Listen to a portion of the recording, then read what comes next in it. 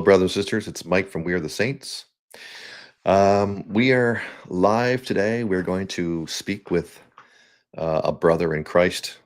We're going to talk about his testimony, and we're going to answer some questions that you might have as viewers throughout. We may pause on the testimony for a minute, and then speak to some subscribers, some people on here, and then go back to the testimony maybe for the last half or something. But yeah, I hope you can join us today, and I hope that the Lord is working wonderful things in your life. And so before we kind of get started here and wait for a few people to come on, I'm going to say a quick prayer just to kind of get things started here for us. Heavenly Father, I ask you to be with us today. You say that where two or more are gathered in your name, you are in our midst. You are with us. And I ask you to be with us through this. I ask you that you would influence our hearts to speak to those who need to hear what you're having to say. And they will consume your manna, and they will be blessed by this testimony and by whoever is leaving a comment, and just get edified in the body, Lord. We just want to praise your name. We want to worship you. We want to give you all the glory. This is for your kingdom. This has nothing to do with us here at the channel. Myself and Jay, we don't take any credit for this. We don't want any glory for this. We want all the glory and the credit to go to you, Lord. So we just pray that people will have eyes to see and ears to hear what the Spirit has to say. And yeah, we just hope that people will be blessed by this, Lord. Thank you. Thank you for giving us the opportunity to do this and speak to fellow believers and saints. And we hope that it leads them and gives them more of a understanding towards what you want in their life, and a better relationship with you, Father. That's what we're asking for. And we pray this in Jesus' name. Amen. Amen. I want to say hello to Anna, Nancy, and Corey. Thanks for coming in. Appreciate it. We have someone that I know actually quite well, who is coming on today to give his testimony and to speak with us and have a conversation. He's a friend that I have known for the better part of 25 or 26 years. He is he's a wonderful, wonderful friend, and you're going to be really blessed by what he has to say. And I hope that whoever hears his testimony will be uplifted by it and, give you the confidence to go boldly in the Lord. And I really hope that you really enjoy this, and we're going to have some fun with it. I want to say hello to Mikhail. Say hello to Tasha. I hope that's the way I'm saying it. Tasha, Gary, and Lisa. Thanks for coming on. Sand and Gravel. Thanks for coming on. We should have my friend coming on here shortly, and I will introduce him. Is he ready to go, Jay? Okay. So good. So my friend, his name is Sergio Sani. I want to welcome him on the show. Jay, if you want to bring him on. Hello, Sergio, my friend, my brother. Yeah, my God bless you. God bless you. Hi. Yeah. God bless you. We're finally doing this. I know this isn't easy for you. I know it's not. But as you know, and as I know, sometimes when the Lord asks us to do something, we just have to sort of step aside and go for it. Yeah. Just put our own fears over side. But I mean, your testimony is so awesome that it's going to be great. It's going to be great. I just want to sort of set it up here. You and I met many, many years ago as non-believers, essentially. I mean, I had some background in Christianity, as I talked about in my own testimony, but not really much of a believer. Same kind of with you. You have an interesting sort of start to your journey for God. So maybe we'll just start, where you were younger. What was Mhm. your influence in God, in Christianity in general? Well, sure. So my father, he was from Rome. My mother's Acadian French here in Nova Scotia, and so we were essentially Catholic.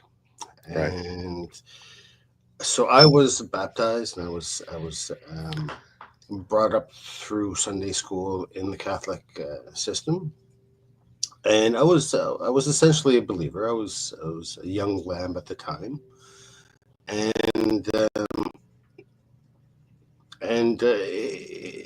God meant a lot to me. I prayed every night, Right. um, and so my first trip, let's say to Europe, to Italy, was to go play soccer when I was 18 years old.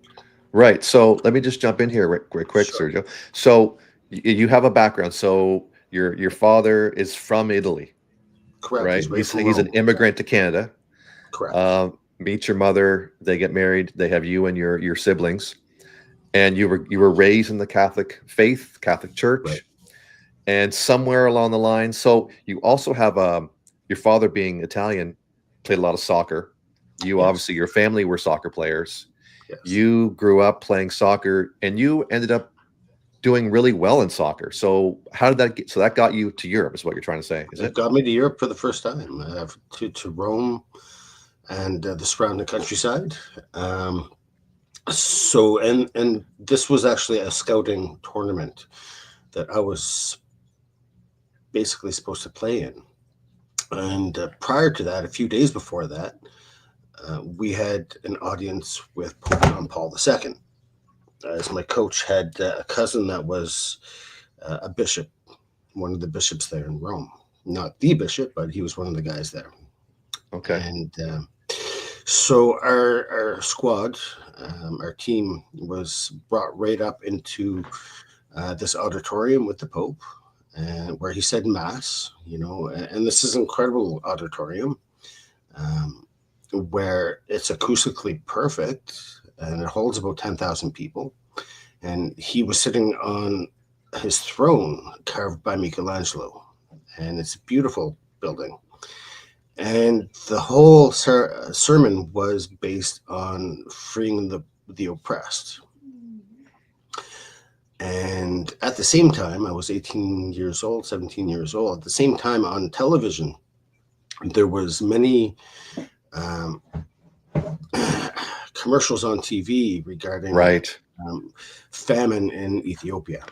Right. And Okay. So I remember this as a child. I mean, this was whether you're in Canada or the US, there were so many like television ministries asking you to give yes, money for the poor in Africa. that's right. That That's was right. big thing back then. Okay, yeah.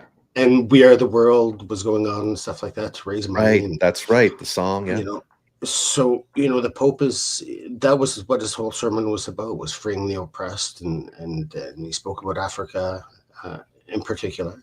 And so after the sermon, our team was right up front. So after the sermon, he's walking around the front row, and I was right there.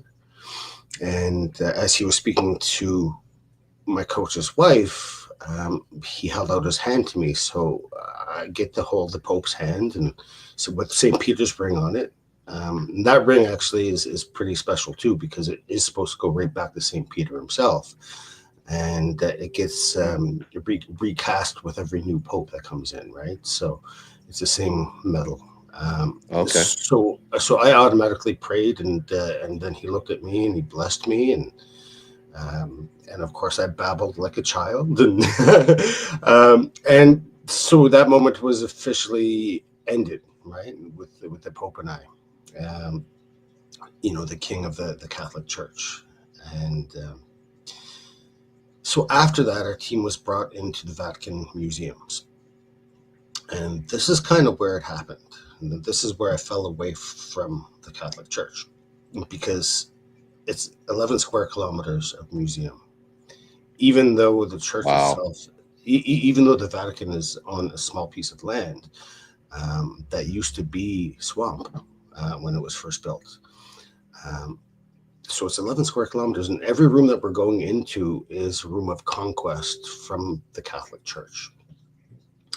And with the gold and the jewels and the tapestries and the paintings, and you can't imagine.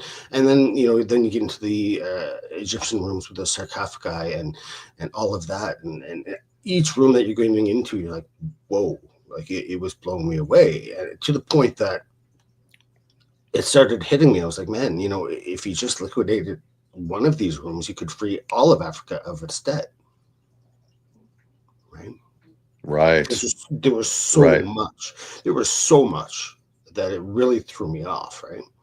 And it's hitting me, and it's really sort of building up in me. I'm like, because each room is like much more, and maybe that's what they intend, is to see the greatness of God. I don't know what to say. The glory in God with His possessions through the church. I didn't know how to Right. take it as a child. Right. Right?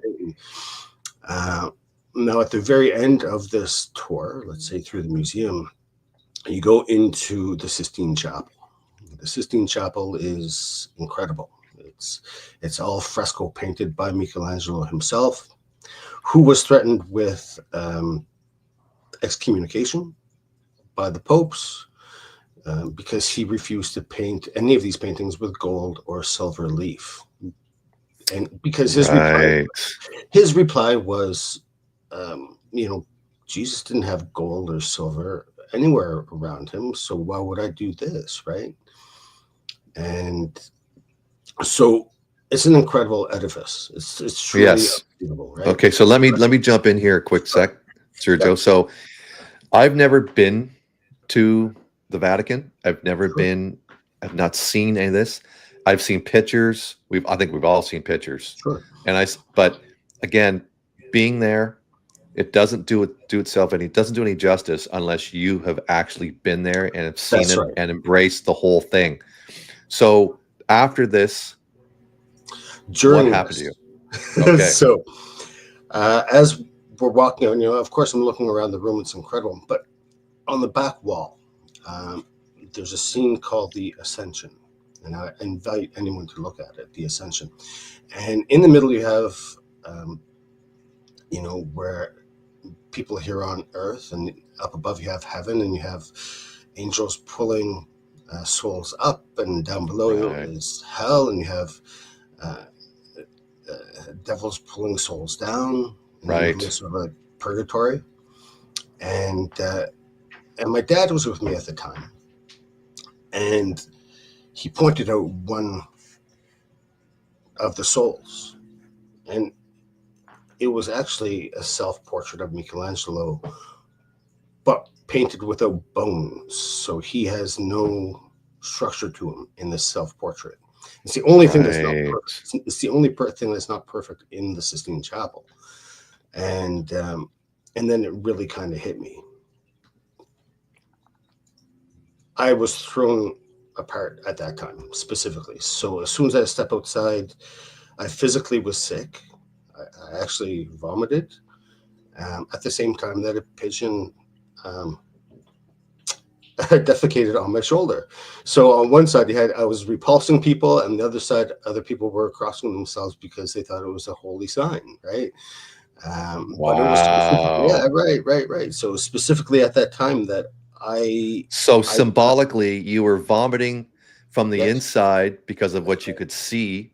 that's right, Um, but on the outside, people thought that perhaps that was a sign from God that something was happening. Oh, wow. right. So, of course, I didn't know how this was going to hit me, and it really did hit me. I had a lot of questions. I even prayed. I remember praying to God to ask me why this happened. And at the time, I went to go play soccer a couple of days later. Yes, And within the first 10 minutes, I was injured and my dreams were shattered. I expected to stay in Italy to play soccer. of Um, course. and they were shattered. And so was my spirit. I didn't know what to do. Right. This was my life, right? Right. As a young child. I didn't know what to do. So I went back to school, and one of the first courses I took was a course on different religions. Right. Right. So this is when I was first exposed to Hinduism and Buddhism and Judaism and Zoroastrianism, and you can imagine all of these things were piquing my interest at the time because I didn't have any answers, and I didn't hear God speaking to me. Right, Right. my dreams were shattered, and it was at this time that I started getting away from the Word. I started. Um, I started drinking and partying and picking up girls. Um, I didn't really care about school. I was way more into my social life, and everyone Right. was kind of like me, right? Um, and then I got into smoking cannabis, and I smoked that a lot, Yes, and you did. Yeah. and it pulled me away from everything that was Christ-like, right? Right. And this is where you and I met. So this is yeah. So let me just jump in here. So this is when I met you. That's right. You were yeah. You were kind of living kind of the life. You were enjoying pot, Mhm. cannabis, marijuana. Um, I knew you as a person who smoked all the time. It Yes. was what you just what you did. It was day and night, and but I always thought of you as the nicest person. Like you were always so generous and kind. Like you were, I could tell that within our group of friends that you were kind of someone who was set apart in some weird way. I just didn't understand how. It's reciprocal, by the way. Oh, okay. Right. Yeah, yeah, yeah. So, yeah, so we met and then we kind of became acquaintances and then later on we became quite good friends. Yes. But I don't want to fast forward too much, but Sure. I want to get to the point where you left the job that you were working at, Hmm. which I knew you from because we worked together at the same place. That's right. You That's left right. to go to school. And so when you went to school, that sort of changed, then you met someone. Let's kind of go from there.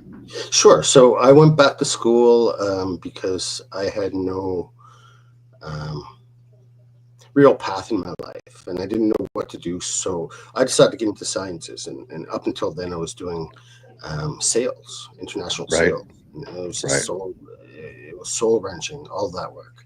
So I decided to get into sciences, environmental sciences at the time, and at the school, I continued to smoke marijuana constantly, and I continued to chase girls, and I was part of this group and that group, and I was in charge of international students, and so I was very much in front of everybody at the time. Hmm. But it was all a facade; it was all fake, right? But this is when I met um, now my ex-wife Sarah, and it was fully sexual. That's all it was, Hmm. because we fought constantly. She's a non-believer. I've asked people to pray for her. Yes. Yeah. Discord. Um, Right. So you're on Discord, yeah, and let me just jump in right quick too. You're on Discord, but there's also a part where about 6 months ago or 7 months ago, I did a video on a family that needed prayers, and it was your family. It was your brother and your mother who needed prayers, and there was a lot of prayers for your family. I just wanted to kind of add that so that people have some context as right, right. well. So, so as far as the prayers are concerned, yeah. So, um, so shortly after Sarah and I got together, we realized that she was pregnant, and neither of us were expecting this. So, of course, we were getting things checked out with the child, and then we realized that my daughter had a heart problem. Um, it's specifically called AVSD. It's atrial ventricular disorder syndrome, which means that she had a bunch of holes in her heart. Okay. So they suggested that it could also potentially be associated with Down syndrome. And it was, so when she was born, um, we realized that she had Down syndrome and she had this big Right. problem with her heart, and she was born Right. at born at 8.6 pounds, and within 6 weeks she dropped right down to 5.1 pounds. But even Right. before she was born, so kind of the story, let me just sort of backtrack a little bit. So I was living with Sarah at this time. She was Mhm. heavily pregnant. It was a hardcore winter storm. I was rebuilding the steps that day. Her house was Oh. unfinished. And So Sergio, just before we go any further, just make sure that careful with any language, just to be oh, no, of course. any swear, of course. Yeah, just No, to be sure. Yeah. I'm good. I'm good with that. Yeah, Okay. I Yeah. don't. Yeah. So at this time, I finished rebuilding this set of stairs, and but the one thing that I didn't do was set up a railing, and the bedroom was upstairs. Um, and it was basically the middle of the night. I had to go downstairs, probably to smoke a joint or something like that. And I went back upstairs, and at the very top landing, I basically fell into air. I fell. They figured it was You about fell from the second story, basically. from the second story, and I flipped backwards, and I hit my head right here, the cerebellum, and about 2 feet from the bottom on the arm of a couch. So my injuries were not just physical; it was a hardcore brain injury. So Sarah, being heavily pregnant, and we didn't have a phone in the house at the time, so she had to run through this winter storm, leaving me bleeding and flailing on the floor to call an ambulance.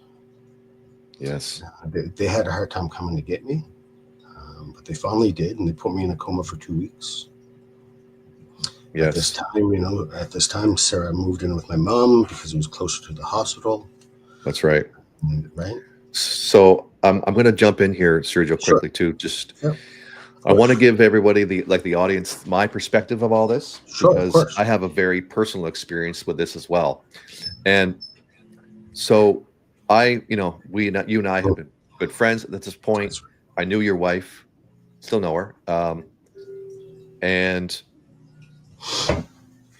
I knew where you were living, and I knew that things were kind of tough in that area. We didn't have a phone in the house, and you were kind of Right. in a remote area. But I got a call when this all happened. I got a call from one of our other friends who said, "Mike, I don't know if you know, but Sergio's in the hospital. Here's what's happened. He fell and hit his head.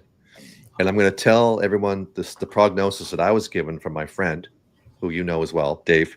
Mhm. And the prognosis was he's in a coma right now. The doctor says if he comes out of a coma, he'll probably be either a quadriplegic or a paraplegic, because they figured that somehow you've severed part of your brainstem because of the way it was hit, or you won't come out of the coma. Those are the two Right. prognoses. And so from my perspective, hearing this was heart-wrenching for me.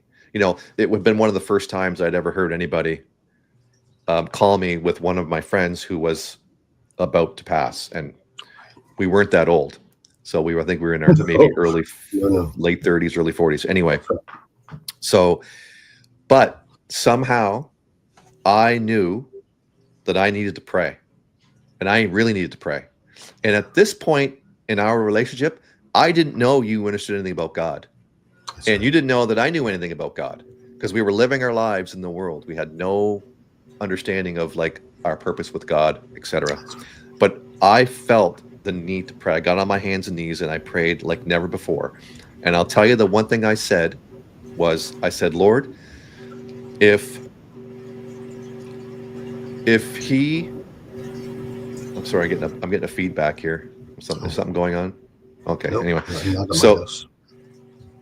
okay, so I said, Lord, I said, if he makes it and he comes out, I will tell them about the gospel. Again, I don't even really know much about the gospel. That's right. Like, I'm just so far from the Lord. I'm going by whatever I remembered from Sunday school as a kid, Mhm. 12, 13 years old. That's right. But I made that promise. And I said, I'll do it. I'll do it because I don't want any of my friends not going to heaven. Like, Mhm. I had this weird understanding of like, this is really serious. This is really important. To me, it was almost like a wake up call. But even then, I still didn't come to the Lord, even after that. But my perspective was, You think? yeah, I said Yeah, this prayer, and if it happens, then maybe God is real. Maybe that's Jesus right. really is real. So I then came to visit you in the hospital. And when I came to visit you in the hospital, I was expecting you to be in bed and listening to what your mother or your wife was going to tell me was happening. When I got there, you were actually in a wheelchair. Mm. And when I came in the room, you turned and looked at me and you said, "Oh, this is my friend Mike." Like, you also knew who I was. So again, the prognosis was you were going to be like serious brain damage. And like, I was like shocked. Your wife was like, "Yeah, he woke up and he's not got any serious damage." The only thing that we knew was that there was some disconnect with the cognitive ability, like you weren't able to really grasp everything, and you would get tired really That's quickly, right. which is fine. Your Yeah, brain's sure. starting to heal. Then I think it was your right side of your body was also like kind of numb and Yes. half paralyzed. Like, you could use it, but you couldn't really use it. But so let me stop there, and I'm going to let you continue from your perspective at that point. Sure. That's a good point. So those are the first memories that I have. Um, I remember seeing Sarah still heavily pregnant. Yeah. Um, and I remember barely remembering people in my life, like you, a couple of guys that I played soccer with over the years. Hmm. My brother came in from Alberta, Canada. I remember seeing him. And, when you're in a hospital situation, especially in the intensive care unit, you have your own room and there's a lot of quiet time, especially with the brain injury. But every day there'd be um, this beautiful African nun who would come in and read the gospel to me. And she was in this gray habit. I don't know what denomination of Christianity that is, but she was beautiful, and she would sit there, um, in the afternoon sun and pray for me. And I would curse her. I would curse her every time that she would come in because I couldn't understand, me being on top of the world, getting driven right down to nothing. Right. Um, and all she would do was smile at me. And I just remember cursing. And I didn't know how to take any of that, really. And like you say, cognitive side, I had no filters, so I would just let it out. Um, but as a servant of Christ, she took it happily, right? So at that point, I got switched over to what's called the Nova Scotia Rehab Building, where I was in their unit up on the sixth floor, where most of the hardcore stroke victims were. And once again, Hmm. I had my own Right. room. And this is when I'm starting to remember things. And Mike, at the time, from what I remember, Hmm. you had taken your own path as well. We both left the job pretty much the same time, and you got into your electronic work. At the time, you also had reestablished your family, probably about over in Dartmouth, so 20 minutes, half an Hmm. hour away. Hmm. And you were also starting your own business. But from what I recall, you showed up very regularly to see me. And it always really struck me that you would take time for me. And close friends and family would only come maybe every week or so, but you were there way more often. And I remember you coming in at first and asking if you could pray with me. And at Yeah, first, that's I funny. was right. And at first, I was like, yeah, well, whatever, go ahead. Um, but then more and more, it was hitting me. And I was like, wow, okay. And then Olivia was born. Right. And then you started praying with me for Olivia's sake because we both knew that she had a problem with her heart, um, which was pretty significant to me, right? You Right. were the one who actually brought me back into the Lord's glory, right? So, Wow.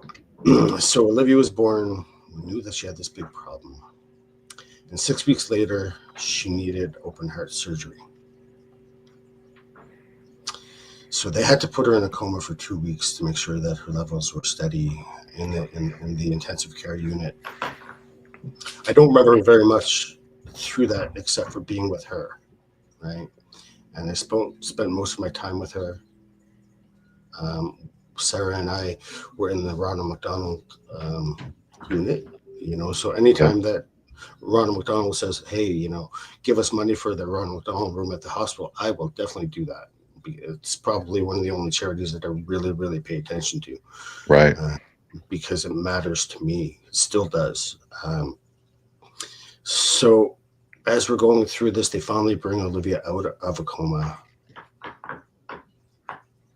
and I'm so nervous because the doctors are saying, "Well, we don't know how it's going to go because she has big holes in her heart, and we just don't Right. know."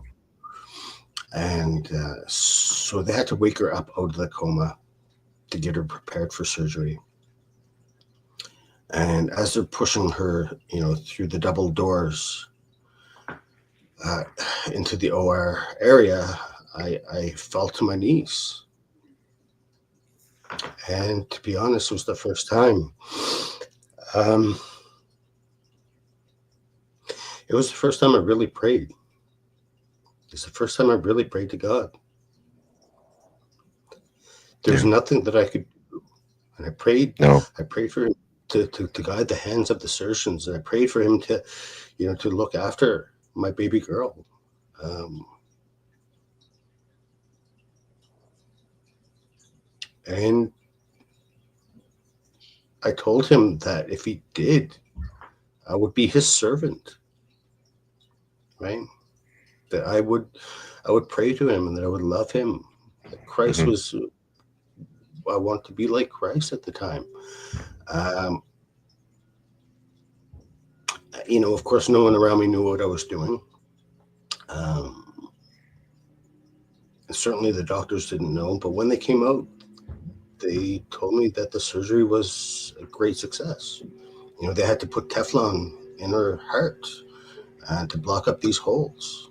And Wow. the heart was the Wow. size of it was about the size of a walnut at the Wow. time. So it's incredible to think of, right? You know, and so that was specifically a few days before Valentine's Day, and on the 21st of February, 12 years ago, um, we were allowed to bring her home. Um, and it was an incredible experience, because I was just recovering from my own problems, and I didn't have the 7 surgeries that I had yet, because I Right. needed, you know, I needed both ears rebuilt, I needed both shoulders rebuilt, my Right. hand rebuilt, my knee rebuilt, work on my hip, right, Right. and none of So, that. and sorry, yeah. So, just to jump in here too, like, so, yeah, you had a lot of rehabilitation, a Yes, lot of rehabilitation, and the one thing that I realized was that your cognitive ability was really low, like, yes, but somehow you thought so. Through all of this, your marriage ended. yes, Um, you ended up having to move to a certain place to try and be close to your daughter. yes, yes. Um, and you decided that you were going to try and redo your studies again. Yeah, so essentially, my body was essentially fixed. I still have major problems with my right side. So, little things that I had to do to sort of work on that was, I couldn't write, or I couldn't hold a pick anymore with my right hand, so I had to Right. learn how to write with my left hand. Um, and then I started tutoring at the university courses that I took. I was teaching indigenous children for high school and equivalencies, and I was also tutoring grad degree students who had their own disabilities, let's say, or Right. difficulties, right? So Okay. at which point I was like, you know what? If I can do this, like, I might as well just keep on going. I want to finish off my degree. So I was at that point. I just kind of, this is when I just followed what Christ was telling me to do. I didn't even know he was speaking to me, but I just did it. Right? Right. I just went with it. I didn't know how I would do. Here I was, like a 50-year-old man, having to be in studies with a number of teenagers and early 20 kids, and I'm older than my own professors, and I didn't know how to Right. take it. You imagine going back to university at our age and taking organic chemistry and trying to understand any of that. Yeah. And Yeah. so I never looked at me going back to university as an education. This was more of a rehabilitation measure, right? Right. Right. So it took me 3 years to get my degree, Wow. Wow. and Yeah. and it, So Sergio, let me just jump in. sure, Yeah, you struggled. yeah, You kept going. Like the Lord healed your mind to yes, allow you to continue to actually do your studies. So, but I'm gonna stop your testimony okay, here for now. sure, Well, I think we're gonna break it up. We'll come back in a little bit. Stay with us, okay? Because okay, the last half is better than the first half. Because there's a lot to it. There's a lot there. But we're gonna speak with a couple of people who have wanted to come on and just talk, sure, of just to course, break it up of a bit. course. So stay with us, okay? Don't go anywhere. I'm Um, here. and man, yeah, it's this is a great testimony. So okay, so just stand by. So I'm gonna come on here. Okay, Jay, if you want to take Sergio off for now, and then we'll put him in holding, and we'll come back to him in a minute. I believe I think this is Zach. Okay, no, sorry, it's going to be Seth. Okay, so we're going to take some questions. Let's um, let's see what Seth has to say, what he wants to talk about. Thanks for coming on, Seth. Hi, Seth. Hello. Hello. Hi. How are you? Good. Where are you? Where are you from? I'm from Ghana. Ghana. Oh, great, Yeah. great. We spoke I think the last two lives. I think your Oh, very I first think live. I remember now. Yes. Okay. Yeah. Yeah. Yeah. Yeah. Yeah, so I wanted to share my testimony with you guys. Okay. Yeah. So where So does that start? Where were you a believer as a child or just recent? just recent. Okay. About a year and 2 months now.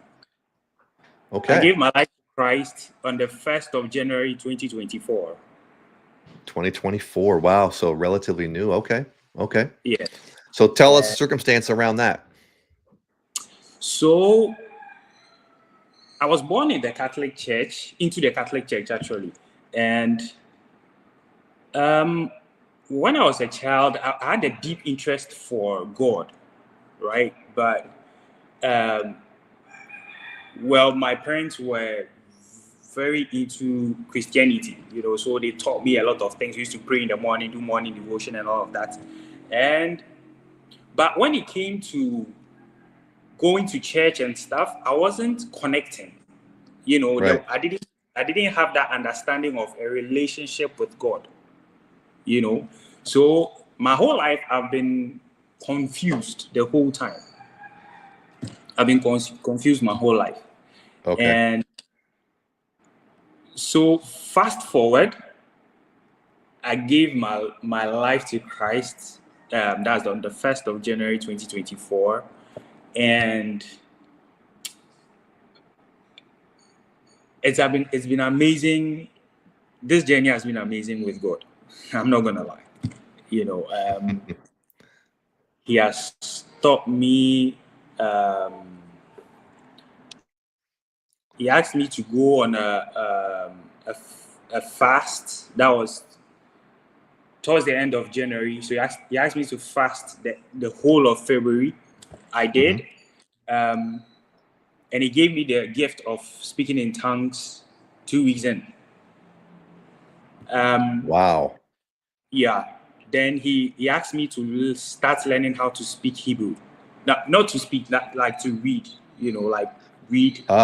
Yes. Yeah. I have an idea of it. And I was wondering how I was going to do that, And I remember in my early journey, I was struggling. So I was looking for like a mentor, and I remember texting a pastor I knew to help me on my journey. And so when I woke up early in the morning after I'd sent a message, I was anticipating that in the morning I'll get a message back, So in me going to pick up my phone and check the message, then I get this download, right? Telling me, why do I want a man to teach me?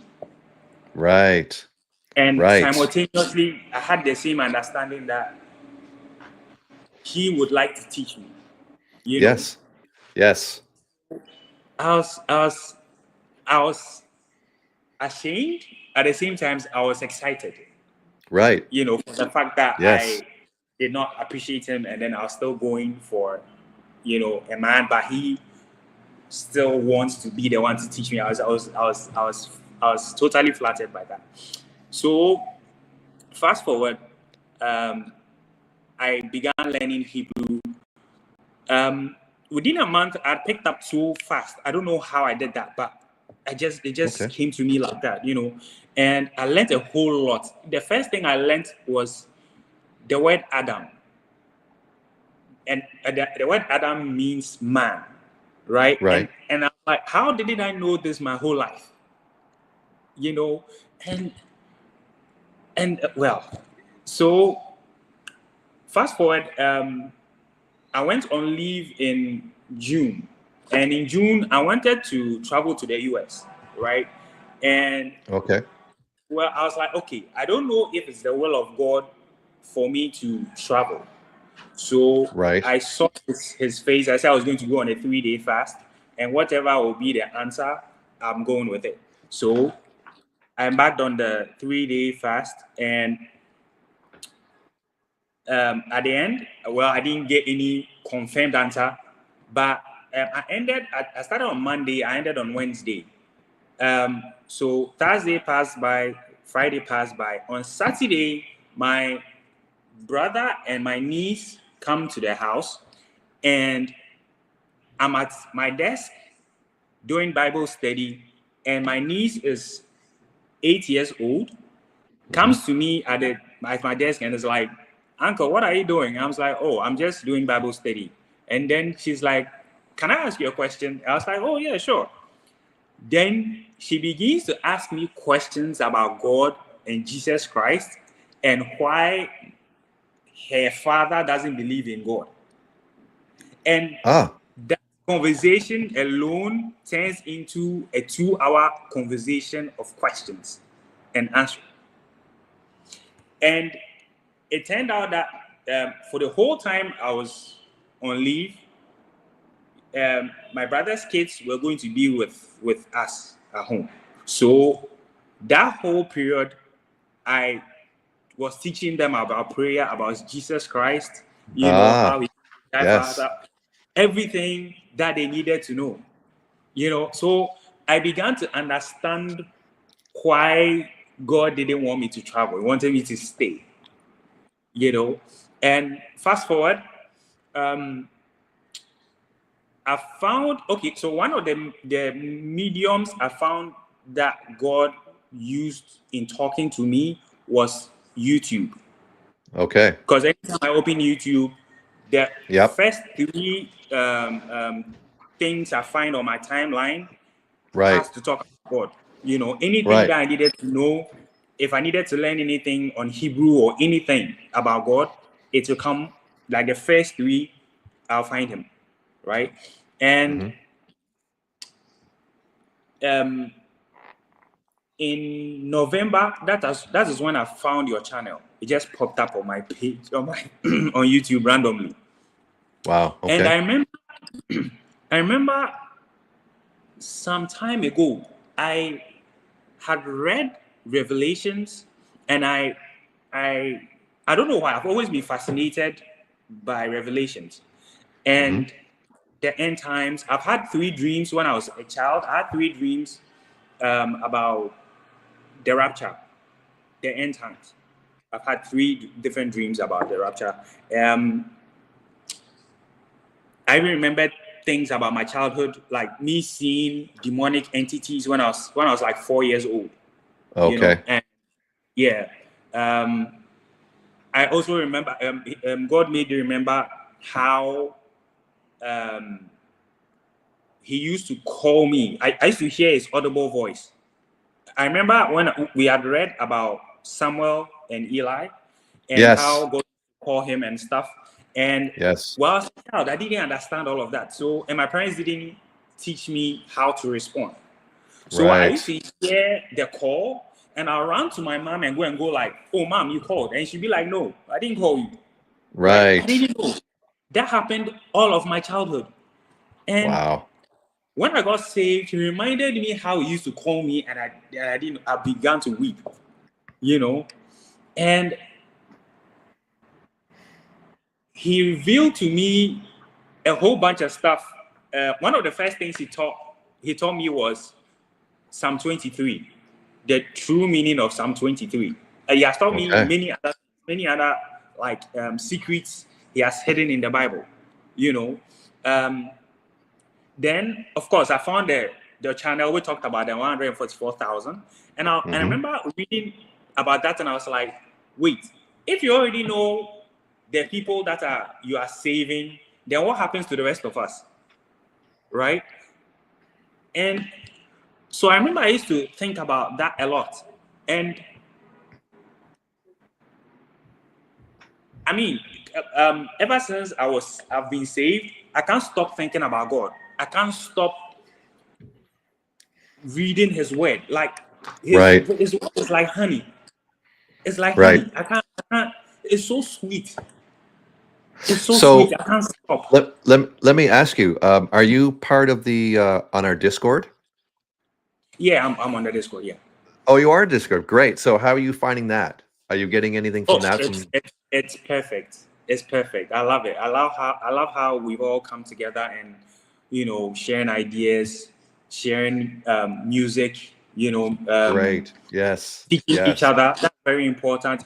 One thing you talked about on your channel that I found that the devil started to do was to create separation, right? Keep us away from each other so that we can come together and become stronger. Right. You know, and also implanting doubts into my mind.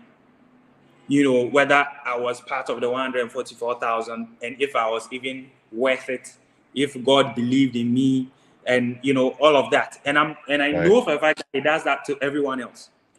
You know, and I remember this year I decided to embark on a journey of reading the Bible. So there's this thing I found. It's the Bible divided into chapters, like every day of the year. So by the time the year ends, you've finished reading the Bible, right? So I remember reading from Genesis, and it got to a point I decided to just go break the rules and just read till I get tired, you know. So I remember reading from January to Deuteronomy, and you see how Moses takes Egypt, the Israelites from Egypt to the desert, and it's just like what Jesus is doing with us, taking us from here to the promised land, right? And I remember reading how when they crossed the Red Sea, the first people that attacked them were the Amalekites. And when you're learning Hebrew, one of the first things you learn is the meaning of their names. And the meaning of Amalek is doubt. Interesting. Okay. So Wow. basically, what the devil does is to use doubt to attack a Christian, first of all. Absolutely. What a great point. You know, That's an excellent point. Yes. I mean, and that's why faith, that's why having the shield of faith is so important, to be able to deflect those darts coming from the enemy, like doubt. Doubt yeah, is a big one. Yeah. And he yeah, knows how to use it so well. Yeah. yeah, Yeah. yeah. And Well, that's yeah, awesome. and what you talked about right now, the fact that you need the shield of faith, right? Yeah. Mhm. One of the things the Holy Spirit taught me about the whole armor of God is that they are all connected. Yes, it all is. of it. The belt of truth has faith in it, has salvation, has peace, has righteousness, you know. And really think about it. It's like, why do you have the belt, the breastplate of righteousness on your chest for? Yeah. Right? The righteousness is for your heart. Yes. Yes, it is. Right? Yeah. It's for your heart. And it's interesting the how helmet of salvation is to remind you all the time that your mind, your spirit, your soulish mind, right? Your soul, which is the mind is in your soul. It's not this physical mind, right? Right. You need to always remember that Jesus died for you, and because of that, you are saved. Right. You Absolutely. know? And yeah. he told me this just last week, right? That the whole armor of God is for your spirit. That's your spirit man. Right. Right? Whatever your spirit man wears, it reflects in the physical. Yeah.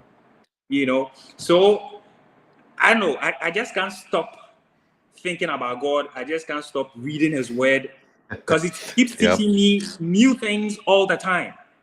All the time. You spoke about the love notes, right? When immediately so this is what I've been doing for, should I say, maybe the last 2 years before I got saved. I've been taking pictures of things that I find beautiful, right? Okay.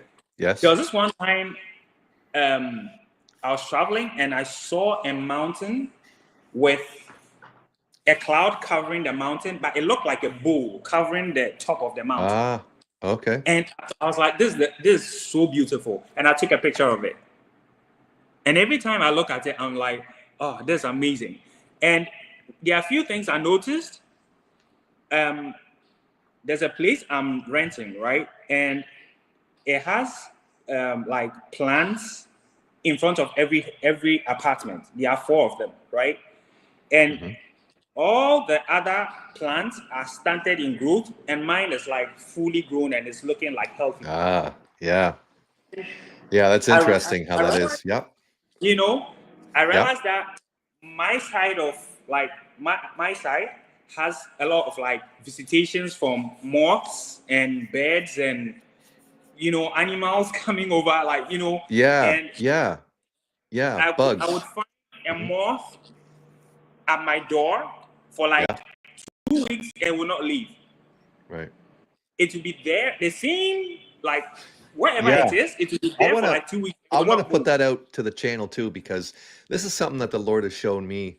You know, it's weird, but everyone always says, like, when we're out in the summer, we have a cottage that we go to, or there's a lot of wilderness here in Canada, so we do a lot of camping and stuff. But everyone always says if they want to go anywhere, to bring me with them, because I attract all the mosquitoes away from everybody else to me.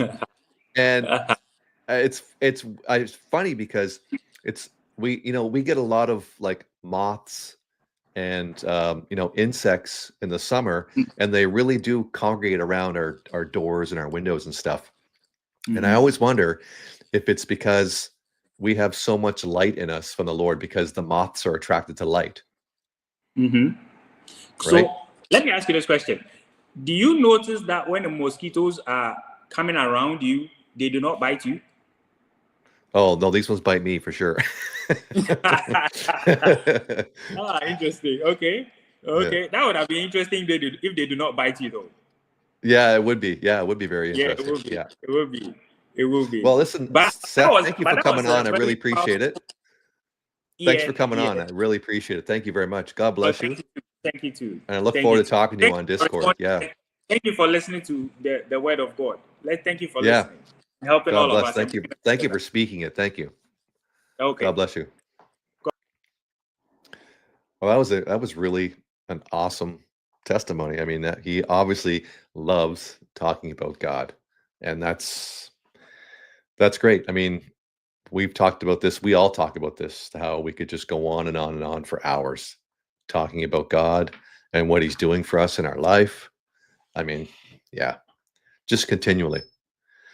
That's great. So I don't know if there's anybody else on Jay or not, or we could bring Sergio back. And yeah, just it's interesting how we talked about the flies and the moths hanging around. It's just so neat. Hello, sir. Sergio. Hello. Hello. Hi. Hey, how are you? Good, good. That was a good little break. I think so. Wow, what a wonderful testimony. Yeah, so I just want to recap for anyone who kind of just it's either jumping on or what, but Sure. I want to recap that you and I have been friends for a very long time. I've seen you go through some traumatic experiences, uh, from your childhood where your dreams were kind of crushed from soccer. Um, you you grew up, you became very heavily dependent on marijuana to kind of get you through your struggles. You you got married. You had a daughter who had Down syndrome. But just before that, you had fallen on your head, and we all thought that you were going to. We didn't think you were going to make it. We really thought that that was it for you. Your life was pretty much over. You came out of it, and fast forward, um, you are now. I want to get to the point where you're now living on the mountain by yourself. Oh, yeah. So you've gone through all this. You're living on a mountain. At this point, I had my experience with Christ. So I had my experience with God, and I became sort of all in. I was baptized in the Holy Spirit, and I was like going out talking about God, and everything kind of started from there. But I wanted to ask, like you were on the mountain, just kind of Yes. describe how you were living there. I was living like a mountain man. It was the beginning of COVID. Right. That's right. It was the beginning of COVID. And what's interesting is how isolated I was. At the same time, my vehicle broke down. So I had no way off the mountain. That's right. Um, so I was essentially farming everything that I could, and I had a great big garden on the go, and but anywhere that I could get it, I would still smoke marijuana, and I'd grow big giant plants so I could smoke it. And what's interesting about that time, because there's a confluence of great things in my life regarding Christ, so the first thing was I knew that there were free French lessons given in the town.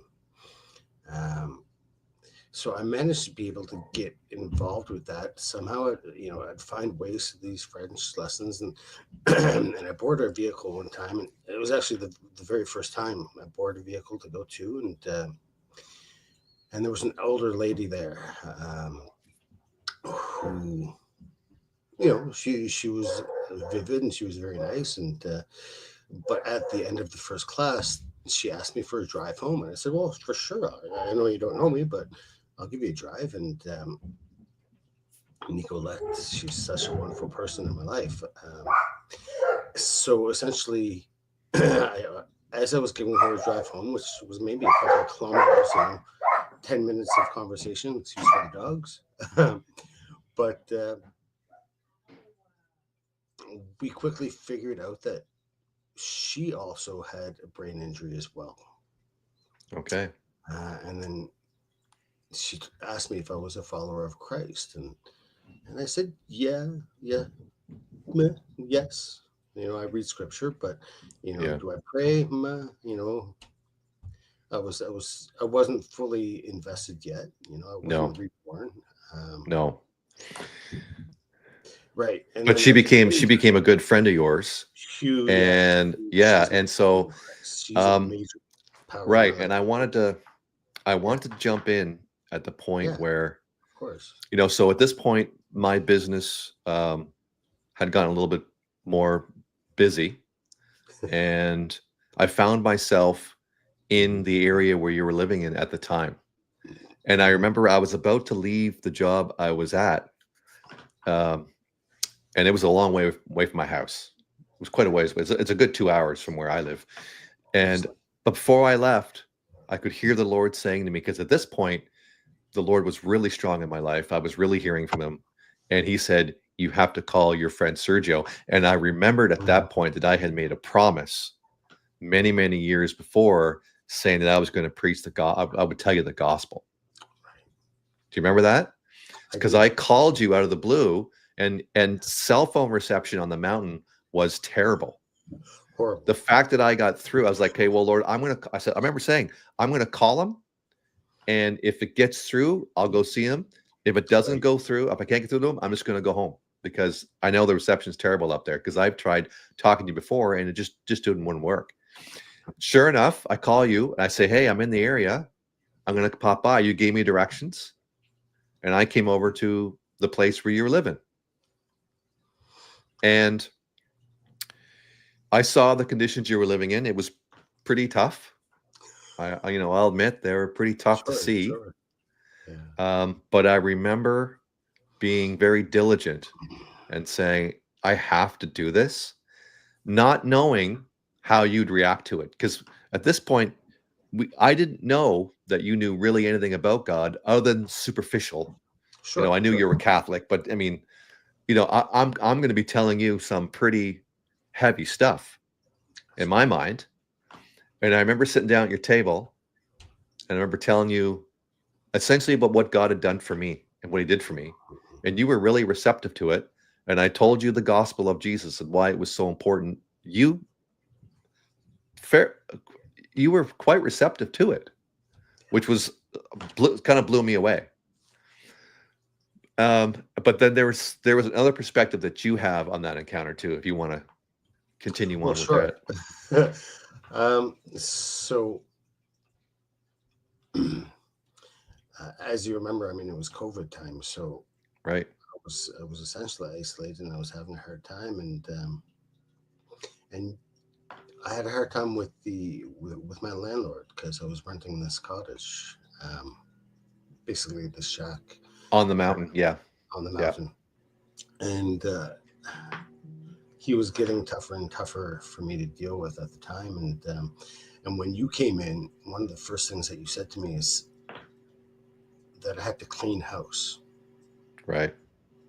And it's not like, you know, yes, I was a messy person at the time, and maybe a little now, but I was looking around and said, clean house. Well, before, man, I'm living by myself. Like, why should I do that? Mm-hmm. And you said, I don't know, but I was told for you to clean house. And then I remember us sitting out on the front porch, basically sitting in the sun, and we were just talking about scripture, and I was very receptive, and that's when I picked up the Bible again and really reading it in earnest, right? And I still wasn't born again, but I was Right. definitely a believer, right? And you know, push comes to shove, I basically get evicted off this mountain, which meant that I had to move into town. My sister became a very great advocate for what I had to do. That's exactly when I stopped smoking cannabis. Right. That was a factor in this, so I quit smoking that for the time, and And I found this place in town, and it turns out to be that there was a great believer living right down below me, and we connected right away. And then all of a sudden, you came to visit me a couple of times, and then it was around Christmas time, Yeah. and and then you said, I want to come over and I'll bring pizza and stuff like that, and we can talk. And so you did. You came over and you talked, and we had a good time, and then you left, and I felt very empowered at the time, and as I'm cleaning up, I see this roll of 20s, $20 bills. Yeah. They're like, oh, Mike, what are you doing? So you left me a lot of money, and I called you up immediately. I said, Mike, I can't take this. And you're like, man, it came to me freely, and I'm giving it to you freely. Like, it's just something, money comes and goes. And you need it now, so you can buy your daughter some presents for Christmas. And I was really humbled, right? I was really, honestly, these are points in my life that, the smallest things mean the greatest things, right? So, and it was a few months later when I decided to go back to university. It was at the time that, I needed that kind of change in my life, right? My surgeries were done, and I had to go for it, right? Yeah. At this time, throughout this whole time, I had still problems with my ex-wife. Mm-hmm. To the point that I actually had to bring her back to court to have access. That's right. Right. Court to have full access to my daughter, and which COVID was a bad thing for a lot of people, but it was actually a great thing for me, because all of a sudden, my ex-wife had to deal with my daughter 100% of the time. Right. They didn't have school anymore. They lived in the middle of the woods themselves, and she started asking me to take care of Olivia, and and I hadn't looked back since then, right? So it's these things that sort of So let me jump in there, because I want to tell everybody that COVID in Canada, it got pretty tough. It was really difficult to go anywhere. They had lockdowns. There was a few other things that, it was a difficult time for everyone. But like you said, for you, it's kind of amazing that it was good for you. But yeah. I know I'm a anomaly there, right? So so let's fast forward a bit. Sure. You finished your first degree by the grace of God, of course. That's right. And so let's bring it to what happened to you a few months ago. Okay, so I graduated. I was incredibly happy. Which is amazing in itself, because none of us ever expected that you could not only use your brain again. That's right. Right? Like, you weren't supposed to survive. The fact that you could still use your brain, and then the Lord allowed you to go back to university and get your first degree. My science degree, And it gave me the opportunity to do, field trials during the summer, which means that I got to do the scientific experiments in blueberry fields, and year after year. Education for me, I was fully immersed in sciences. So when I graduated, I figured, hey, man, somebody's going to give me a job right away. So I started applying, and I started getting no response, 0 response. Right. And that's when I really started getting back into the cannabis. I was smoking lots, and this was just months ago, right? This is right. And it was really hardcore. Like it was hard for you. I think I remember being really hard on you too. Yeah. Man, it was so discouraging, right? Because I knew what I could give to every one of these positions that I was applying for. Like, I was ready for them, and everyone was pushing me away. And now I understand why this was going on, right? I have to be humble as opposed to go for things that I want, right? So right. But as I'm going through this, it's kind of funny how things work out. We can get back into my love for soccer. I love playing soccer, and I love coaching, and I've coached it for many years. So I was at this blueberry meeting, let's say, and I saw... just so everybody knows too, that this part of the country, we have a large blueberry Wow. farming and harvesting industry. So it's not just That's right. you're out in the field kind of picking blueberries. It's kind of a whole agricultural thing here. Yeah. That's right. Like Nova Scotia is not a big place, but there's 40,000 acres worth of wild blueberries, and I get to be smack in the middle of that, so I get to see his glory all the time. And Right. and the research that I do is specifically about new blueberry shoots coming up out of the earth, and I get to see the renewance. It's incredible, right? And so I happen to see the varsity soccer coach who coaches the men's team at the university, and this is when I know that God started to speak to me, because all of a sudden he just says, "Go ask him if you can help him coach." So I just go up to him and say, "Hey, can I help you coach?" And he's like, "Yeah. I don't know who you are. Send me an email." I said, "Well, fine, sure." So I sent him an email, and he didn't really get back to me. I'm like, "Oh man, I still want to coach, because it's what Christ told me to do. Is just go ask him if I can coach, right?" And um, at the same time, as I mentioned, like I had a problem. I still have a problem with my right side. So it wasn't just me playing guitar, but also piano. And I was very hardcore with my right hand on the piano. But then all of a sudden, I can't play piano really well with my right hand anymore. So my left hand is taking over. And at the same time that all of this is going on, I see a guy that, I had taken a songwriting course together with, and I said, "Man, we should get together and see what we can do. I can play some piano, electric piano, and I know you're a great guitar player. I've heard you play, and you've got lots of songs, so I might as well get together." And he said, "Yeah, sure, come on over." And that's when I realized that he was a heavy believer as well. He's a Catholic, and right, so he's very much a believer, and his wife as well.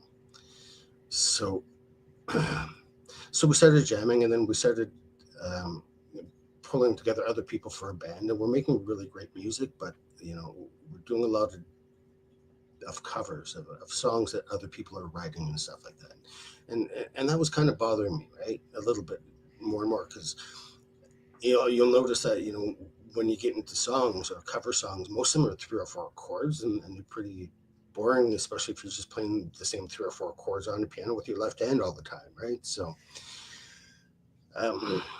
not saying that the music wasn't good that we were doing, but that's what's going on.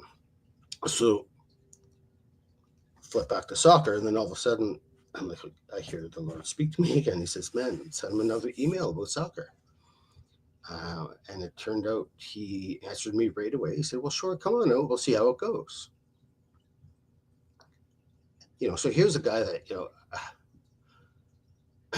I needed a cane to walk around. I was lucky to be able to walk around to begin with, but I needed a cane to walk around, because where the impact on my brain is that it really not only damaged my right side, but it damages my balance, and I still fall, right? So even just a month ago, I had a bad fall, and I cracked some ribs, which actually impacted my life, right? So, but I still pushed forward. So saying this, all of a sudden I'm on the soccer field again, and this is a varsity soccer team, and it's for men's, and at the prior to the men's soccer practices are the women's soccer practices, and I noticed how different the coaches are on that team, and I noticed that they're not really coaching these players anything to do with system or anything that I knew how to coach about.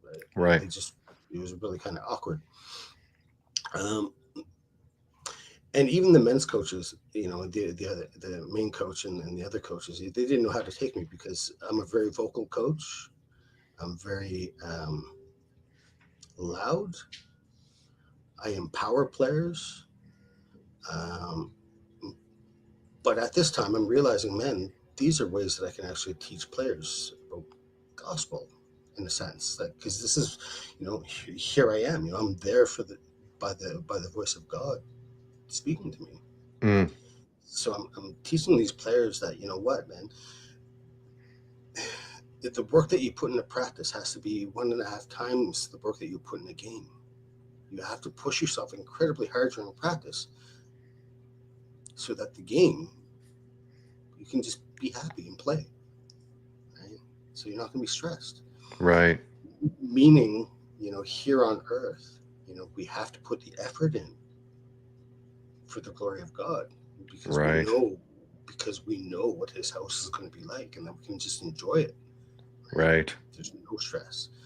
So these are the messages I'm sort of passing along, and I'm getting more and more involved with the soccer team, and all of a sudden I'm playing again. I'm running somehow. It's not easy for me, right? And I fall and I slip, and everyone stops, and I get up myself and I keep on running, and I'm playing, and I'm back in the gym, still playing music at the same time, still get smoking a lot of marijuana because I'm so frustrated with it that nothing is happening for me that way. Right. Right. But at least I have these diversions that are being able to not allow me to fall deep into self-pity or allow the enemy Right. to grab me. At least I can talk and play music the way I want and stuff like that. So so as we push forward, I gave myself a timeline. I said, you know what? I said, no one's answering my call for a job, and it's really hurting me. And I said, you know what? If this doesn't happen, I'm going to apply for grad school for my master's degree in sciences. But the problem was, this is a major problem, was that it was way too late for me to apply. It was Right. I was already like a month and a half too late to apply, to Right. the point that I actually applied at the beginning of December. Which was the date that I stopped applying for any positions, right? Right. And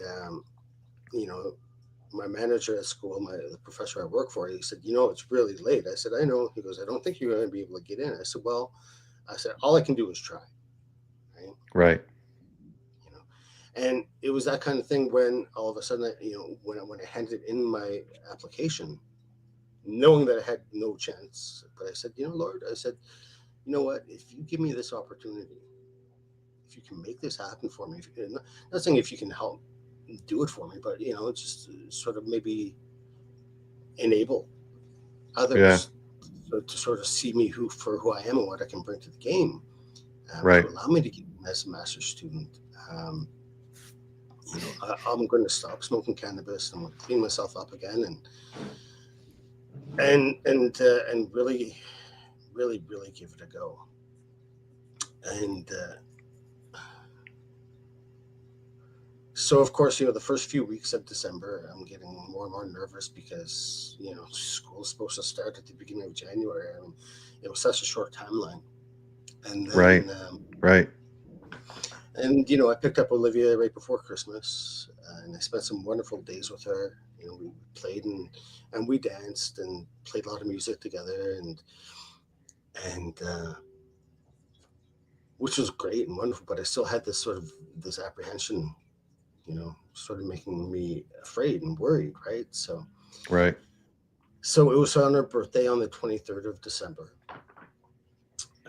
And I'm driving her home after we had a great birthday sort of brunch, and I'm driving her home, and as soon as I enter the driveway of my ex-wife's house, I hear my phone chime,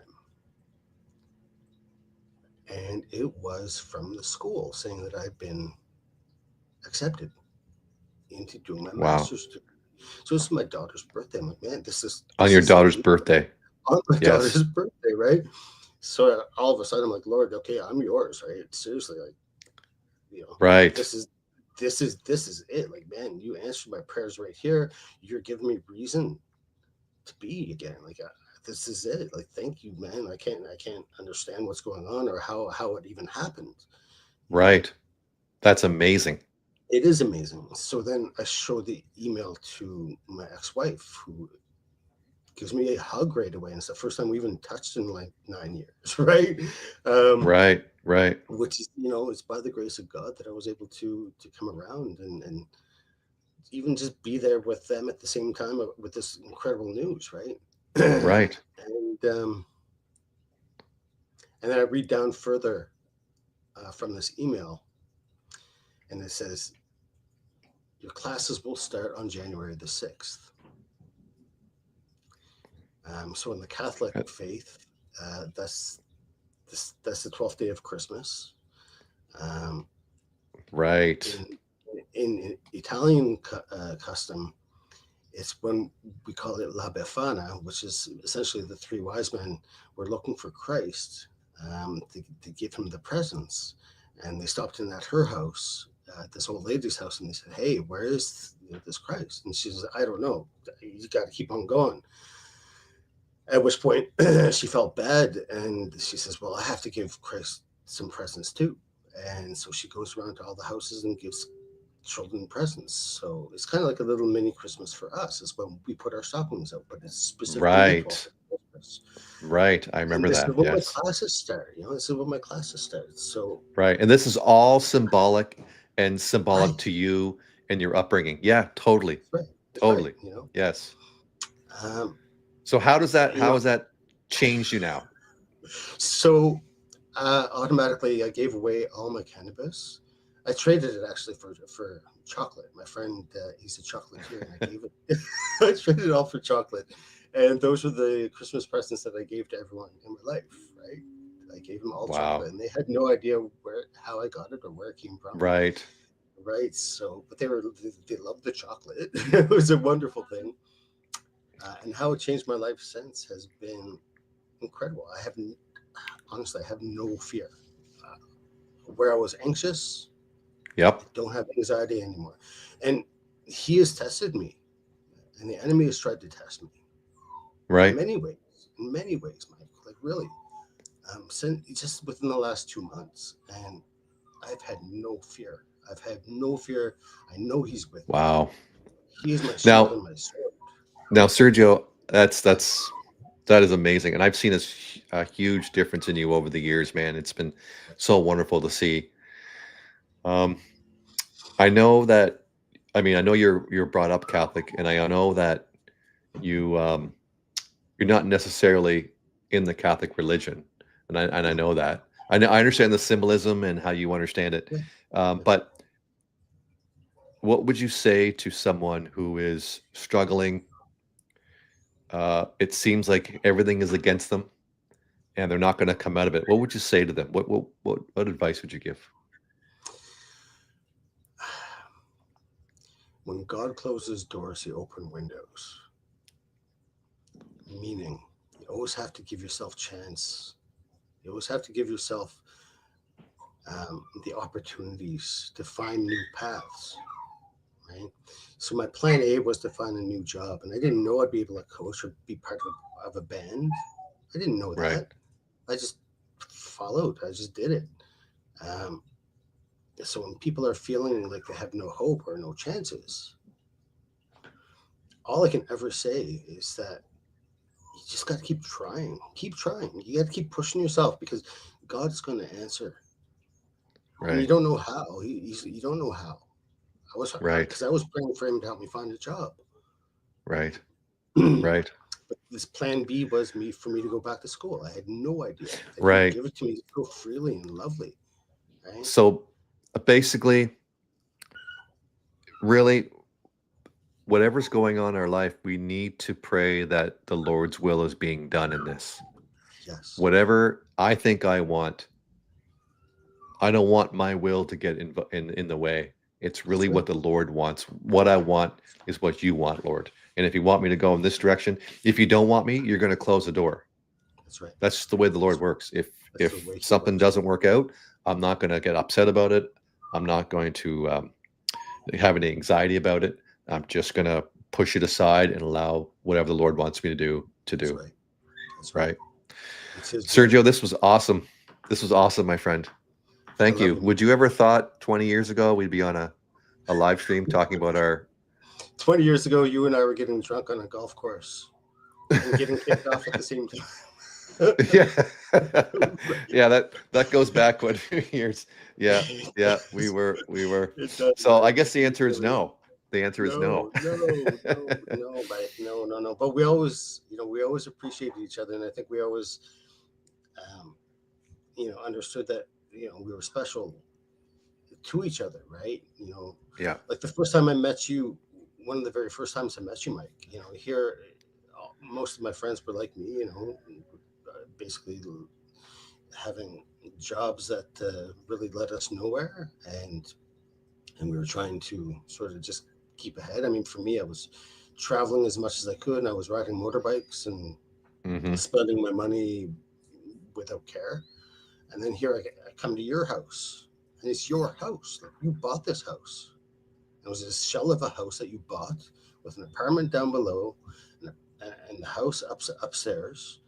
Hmm. And the way you rebuilt that house was that, the first year you lived downstairs, Mm. and you rebuilt the upstairs, and then you lived upstairs, and then you rebuilt the Yeah. downstairs, right? Yeah. None of my friends would do something like that, right? So you were pretty special to me at that time, just for the things that you were doing, Mm. right? And when I look back at it, we can say that we've touched each other in different ways, and perhaps it was the will of God that you know really allowed us to shine in each other's lives. And Right. it's not stop. It's not stop, right? So Yeah. yeah, Yeah. All right, brother. Well, I look forward to seeing you again. yeah. We'll Seriously, chat. We'll chat soon. Yeah. we have to We'll go up and chat. break some bread in the middle of the Break some woods. bread together. Have communion. Yeah, Absolutely, brother. that's right. That's right. I look forward to that. Okay. Thank you so much for coming on. Thank Really you. appreciate it. Thank you, bud. Well, that was awesome. Okay. So it looks like we have a couple other people coming on. But before we do that, I just wanted to say that from my perspective, this is a real life uh, testimony where I have firsthand experience and knowledge in someone else's life, and then they also have experience in my life, just to show you that I'm just an average person, just an average um, human being who, when called, I decided to just give up on this world and follow what Christ wanted. I'm just like anybody else, through faith and a conviction that Jesus was going to look after me and that he loved me. That was the big, big key. Um, and so you all have the same potential. Every one of you have the same potential to do that. So, do we have someone on now, Jay? Okay, Uni. Oh, hi. Hi, hi, How are Uni. you? Good, Oh, good to see you again. Glad you're back. thank you. Thank you for having me. I've been seeing your posts on Discord. Love them. Yeah, Thank you. Last time I talked to you, I was crying too much, so I couldn't tell you much about myself. But anyway, it's been great. And then after I talked to you, I still had a lot of issue with the intrusive thoughts and all that. But I've been asking Lord, and what is my issue? And He said, you gotta just trust in me that no matter what kind of thoughts that you're having, I understand your heart, so you don't need to worry about it. So, and it was for me that having hard time to forgive myself for having those thoughts, and hmm um, I was just really afraid that whatever is going on in my mind, Lord knows every inches of me, and I was feeling a lot of shame of myself for that. And then it took me a while to get over it. So it's been, and as I was like forgiving myself and just admit that Lord knows everything, and I just pretty much give myself to the Lord, and then I feel very much free, and it's been a good, wonderful experience. good. But the Well, that's what we're supposed to be. Like when we are in the body, when we give ourselves and we have been washed by the blood, we are given life and a life in abundance. We should have this, you know, undescribable joy. It's so difficult to describe when you are set right, free. That's the way it should be. Yeah. thank you. But now another issue rise up is that because I'm free from intrusive thought, now I'm having trouble to sleep due to this nightmares. It's very interesting because I ever since Holy Spirit came to me, I've been just stop watching any worldly music. I mean, movies or like listening Hmm. to music that Lord Yes. not pleased with, or any like books or pretty much Right. any media that he would not like. I Right. stopped watching all those things together ever since like Holy Spirit told me not to do any of those. But Mhm. it's strange to me that I still have nightmares regarding that. For instance, it's sometimes like extremely like sexual things like came in, Mhm. like Mhm. usually demons, and then all of a Yeah. sudden then scene changed to like something like trying to kill me and like chase out of me, and like it's been going on like Yeah. every night, and I've been praying to Lord about it, and it seems not working, and I don't know what I'm not doing it right. And I almost start to think, is there some kind of demon possessed in my apartment? I start to thinking this way too. Well, no, but I think Um, what's happened is that wherever you are, you're taking back territory from the enemy, and they're not happy. They are not um, happy with it. okay. So, and I've said this before in other videos or just to people in general, that the enemy will be furious with you when you start taking back some of their territory, and they don't have any choice, but they will lash out. They will try to come against you, but what I will tell you is you need to pray before you go to bed. Pray the blood of Jesus over you and your room, your apartment. Pray that the Lord will give unusually, um, not unusual, but more strength and more power to your angels that are watching over you as well. And ask for more angels. And if you don't ask for things, the Lord doesn't give them to you. We know this, right? Ask and you shall receive. So consider what it is you want and then ask the Lord for it. Sometimes what's happening to you has less to do with the situation, but more how you're going to react to it. So the Lord will always bring things into your life because he wants to see how you're going to react to it. It has nothing to do with what's actually happening to you. It's how are you Oh, going to react? Um, mm, there's lots of different examples of it. Some of the big examples, just small ones, would be like if someone is getting angry with you or doesn't like you because you're a Christian or you're speaking about this, that, are you going to lash out? It has nothing to do with the person. The person is just a tool that the Lord is using to prod you. And it's constant testing because he needs to know if he can bring you to the next level. And okay. if you can't get through some of the easier stuff, he can't take you into the harder stuff. So my suggestion for you is to pray the blood of Jesus over your room, your apartment, when you're sleeping, and ask that the Lord give you more strength to your angels or more angels to protect you while you're sleeping, and then watch it all change. Okay, so Right? more angels. Okay, I Yeah. haven't Well, thought and about and that. and the blood of Jesus over everything. So you're basically asking the Lord for protection, and in Okay. whatever way He can give it to you. And if it's, even ask the Lord, if this is your will, then let it be done. If this is what you want for me, but can you show me what the end result is supposed to be, so that you have something to work towards? Does that make sense? Yes. Okay. So, like I said to you before, I remember speaking over you saying that you were going to speak very powerfully to people. I don't know who, I don't know if it's family or friends, but in general, your testimony and your ministry, you're going to speak to a lot of people and you're going to bring them to the kingdom of heaven. So the enemy is trying to derail you now before this Um, all gets started. I remember talking to you about this. Do you remember me telling you? yes, you remember Okay, telling me that I'll be talking to a large group of people, that's right. and then I would hopefully I would bring that back to Jesus. But That's right. actually, I had a very interesting experience last week. I don't know you saw my post on Discord, but last Sunday after the service, I always go to Bible class, and then I Hmm. somehow ended up giving out my testimony to the people who were in there. And then during the testimony, I felt the Holy Spirit. I didn't know it was Holy Spirit until Jay told me that it was a Holy Explain it Spirit. to you. Right. Yeah. Um, I felt like it's getting an electric shock. And then it was like Yes. going through my neck, through my like all the way to toes. I feel extremely strange, and actually feeling quite. My body was feeling numb for a couple hours after that happened. Was it? Yeah. Yep. Yes, and I can. That's definitely an infusion from the Holy Spirit for sure. Yeah. Yeah. at first I thought, did is Lord mad at me with something? That was the first thought that came into Ah, me. And right. then Right.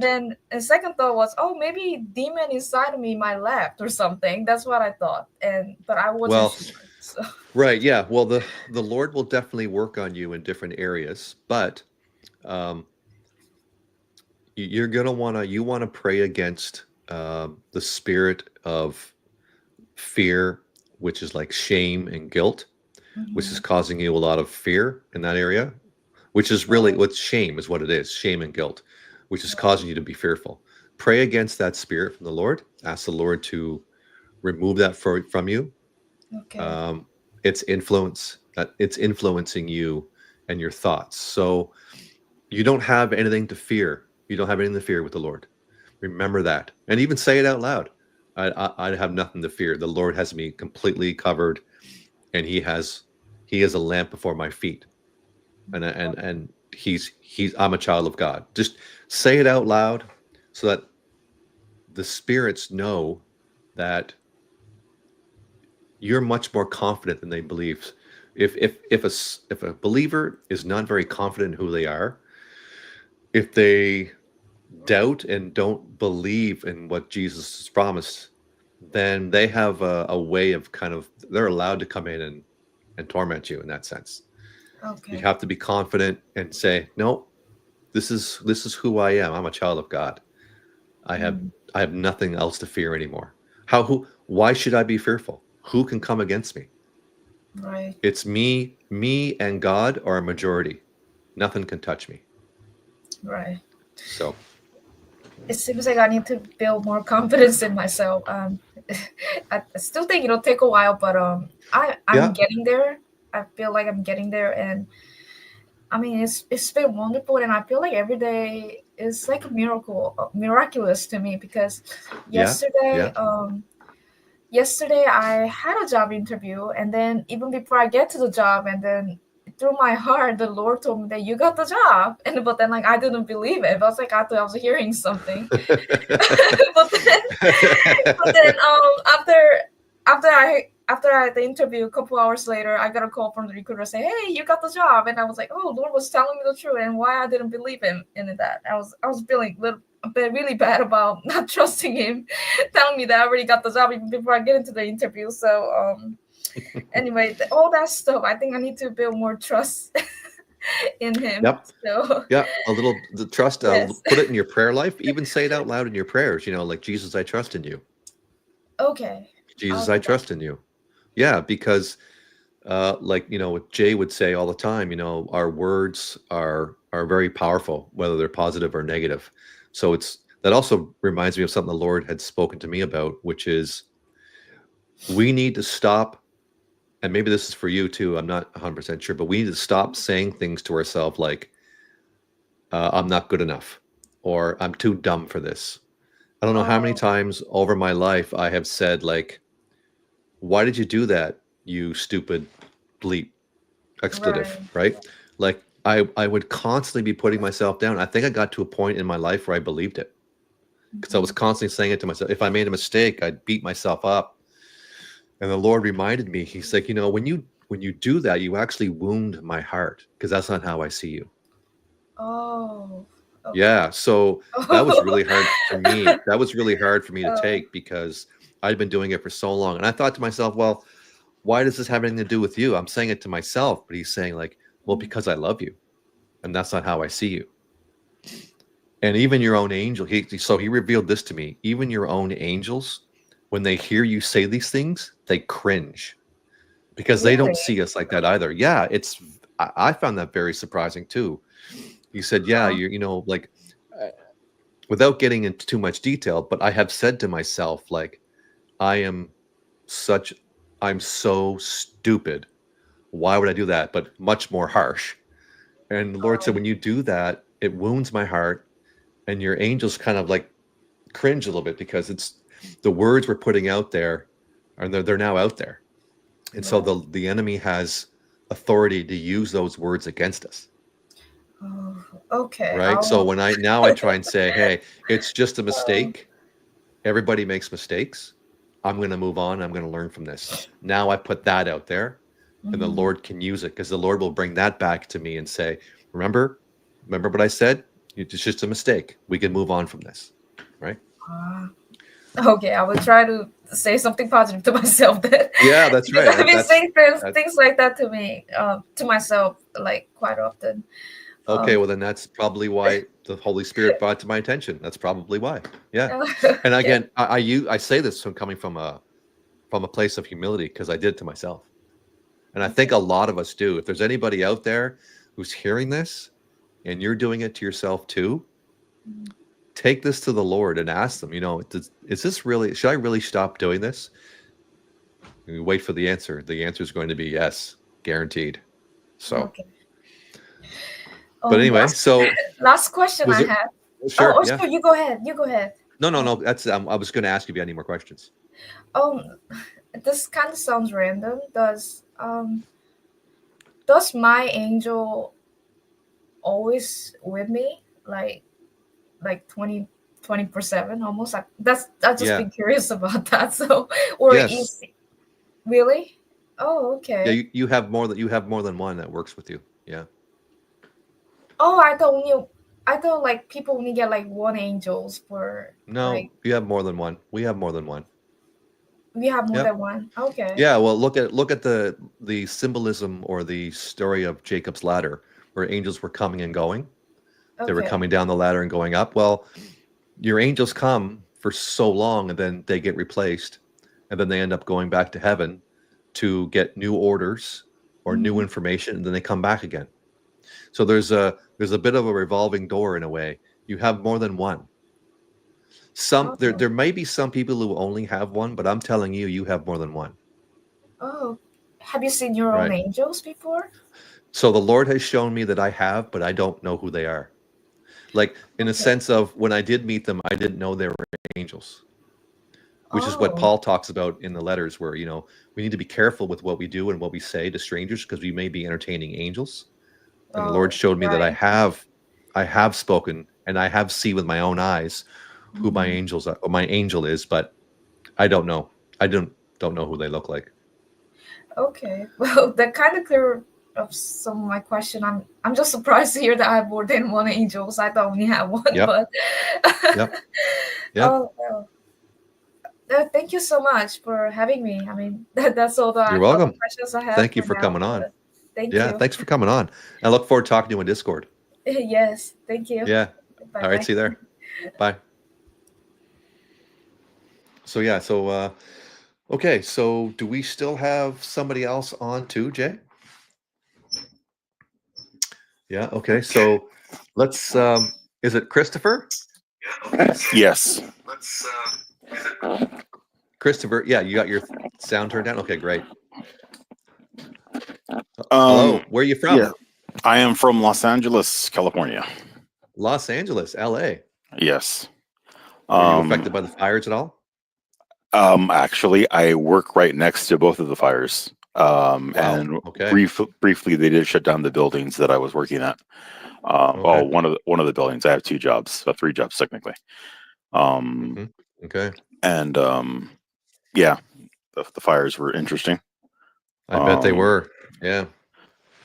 But are you a subscriber? I am. I've actually emailed you before. We chatted very, very briefly, like months ago. Because I had an encounter. It's how I came to God. I was an atheist, and then he appeared at work, and I came across one of your videos, and the video that you posted was the exact same day of my encounter, and you basically spoke of things that happened to what I had experienced. Wow! Praise the Lord! Hallelujah! That is a testament to doing things on the Lord's timing. Yeah, you wouldn't believe how many times I go to do something and I feel like, oh no, I don't know if I want to do this right now, and I feel like I'm procrastinating. But what the Lord showed me too was that even though I do tend to procrastinate, because He knows that I am a procrastinator, He'll tell me something way in advance, knowing that eventually when I get to it is when it needs to come out. Yeah, that's what I anticipate too. Yeah.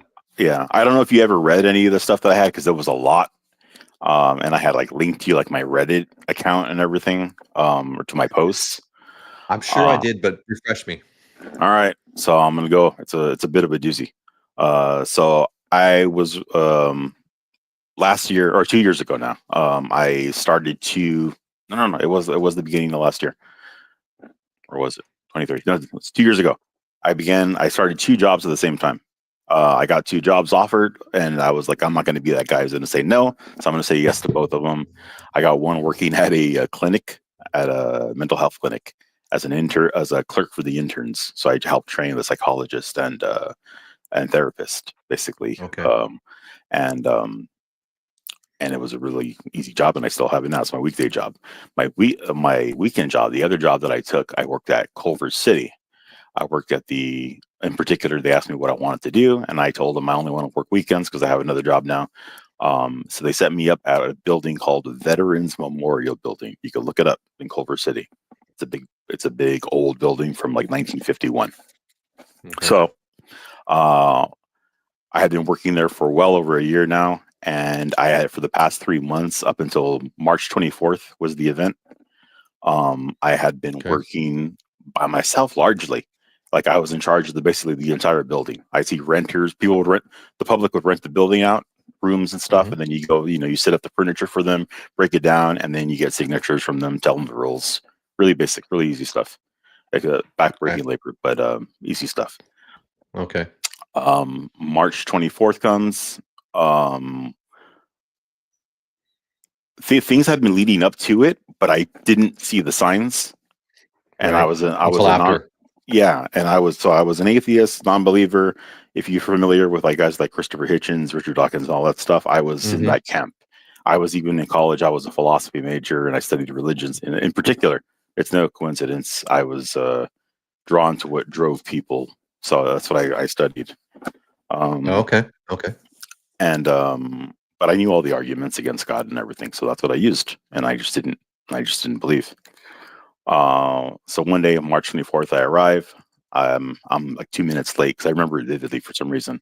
So it was 1:32. My shift started at 1:30. I'm like, I don't like being late, even 2 minutes late. Anyway, I run into the building.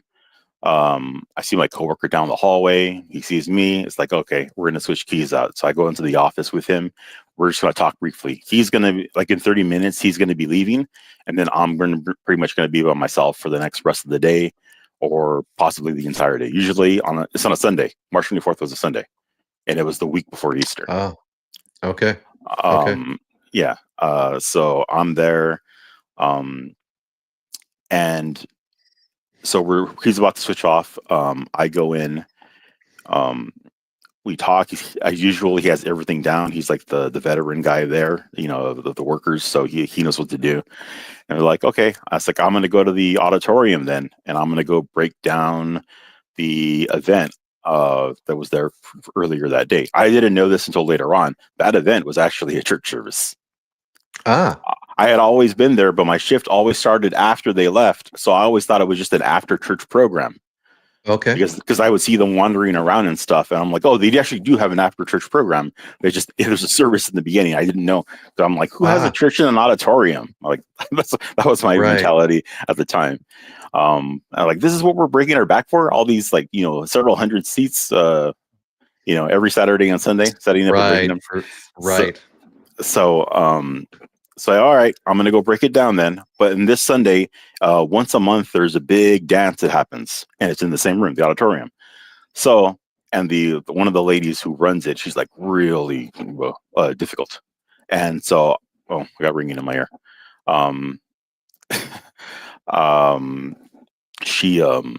I had figured out a new method, so I was in a really good mood that day. I'm like, all right, I'm going to go. I'm going to get this broken down really fast because it's only me by myself, and yada, yada, yada. So it's all right, coworker. I'm like, let me go to the auditorium then. All right. He goes off to go get some signatures from a renter, I remember.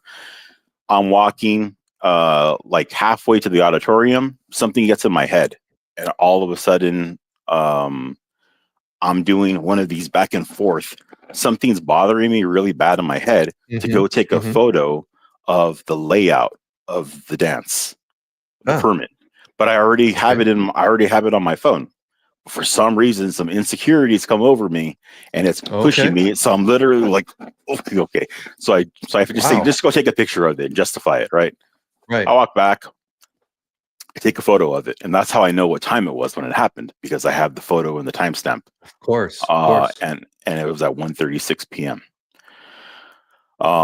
As I'm walking back, my coworker, he kind of sees me in the back. They're like, "Why did you come back?" Like, just give it that glance, like, huh? I'm like, okay. Mm-hmm. So I start walking. I go up to the, there's 3 sets of double doors, and there's one on the far left. I walk up to it. As soon as I stop in front of it and I plant my left foot back, because you have to like stop back instead of walking into something. Right. As soon as that happens, this little weird feeling comes over me. I dismissed it because I wasn't, figured it was just in my head or whatever. But I hear a loud metal clank on the other side of the door. And I'm like, oh. And I'm pulling out the keys to open the door because all the doors are locked. And I'm thinking, oh, the renters are still in there, because sometimes they stay behind a bit. And I'm imagining them carting out something big or something, right? I'm like, oh, so and then we had issues too before, there's a lot of homeless and stuff around the area. Sometimes they come in and stuff. So I'm like, let me just, shyly open it up. So I sneak up, open a little bit, look around to see. I'm expecting to see people. I don't see anybody in there. From my vantage point, and it's at an angle because the street's at an angle and the building's at an angle and everything. I see there's 2 storage doors that lead to the storage room that I have to get to inside of. Uh-huh. Okay. One of them, both are big mechanical, the roll-up doors. Right. But one of them's locked behind a pillar. That's the manual one. You have to get into that one to get to the mechanical one on the other side. I can't see it because the pillar's blocking it, but I do see the mechanical one. The mechanical one, it's been knocked free of the rail on its right side. Right. Okay. And it's still, except there's this big flap sticking out, kind of like a light switch. Right. Yep. This thing is spasming erratically. Like it's playing them a sugar riff or something, Yeah. And I'm literally in my mind. Oh, I suddenly developed Miles Morales voice, where like my inner voice is super loud. Right. And I'm like, and I say, holy crap, a ghost. I literally, that's said in my head. Right. And I go back like this. I'm like, I don't believe in such stuff, but I'm like, dude, that thing's moving by itself. I look around quickly as I have the door open. There's nobody there to say, come and look at this, And then for a second, I'm thinking, let me yell for my coworker. You come see what this is. And I'm like, suddenly, as soon as I say that, doubt comes in my mind.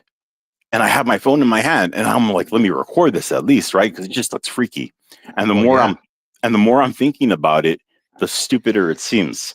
Like this is like practical. I'm gonna call him all the way over here for nothing. He's just gonna say, oh yeah, there's it's a machine thing, or just Right. And I'm like, but there's no sound or anything. But anyway, so I literally have my phone up, about to record it, my brand new phone. I had a brand new OnePlus phone, and then I stop. I'm like, this is stupid. Even if it was fake, I thought about maybe showing people, just look how freaky this looks. It looks real freaky, right? I put the phone down. Could have been the coolest paranormal footage ever, and it was gone. Right. And then, all right, let me go see what this is then. It's probably a practical solution, a practical reason for it. Mm-hmm. So I cautiously walk in, and it's a big slope down from the foyer down to the auditorium floor. And I'm looking around, walking real slow. I'm like, there's nobody here. I'm like, there's nobody here. And this door is going crazy by itself. What is going on? And there's no sound. As I get to the floor, that's when I hear there really is nobody here. And then I'm looking at the door, and it's the whole door now is pushing out, but there's no sound. It's like there's a giant elephant in there, knocking it, pushing, and I'm like, my brain's having a hard time registering, because even if you thought of the idea of a door doing that, films have taught us that there's sound effects that go with that. That's right. But there's nothing, So I'm like, later I've tried to tell people it was like hammering a nail into wood, but there's no hammer, so all you're hearing is the sound of the nail going into the wood. Right. So it's just there's no, it's not registering properly. I'm like. So I take a few steps close to it, and then I'm looking at the exit door, that's the only area where somebody would actually cart something out. So in my mind, I'm still thinking that. I'm thinking there's other doors over here. Maybe there's somebody there, but they're all closed.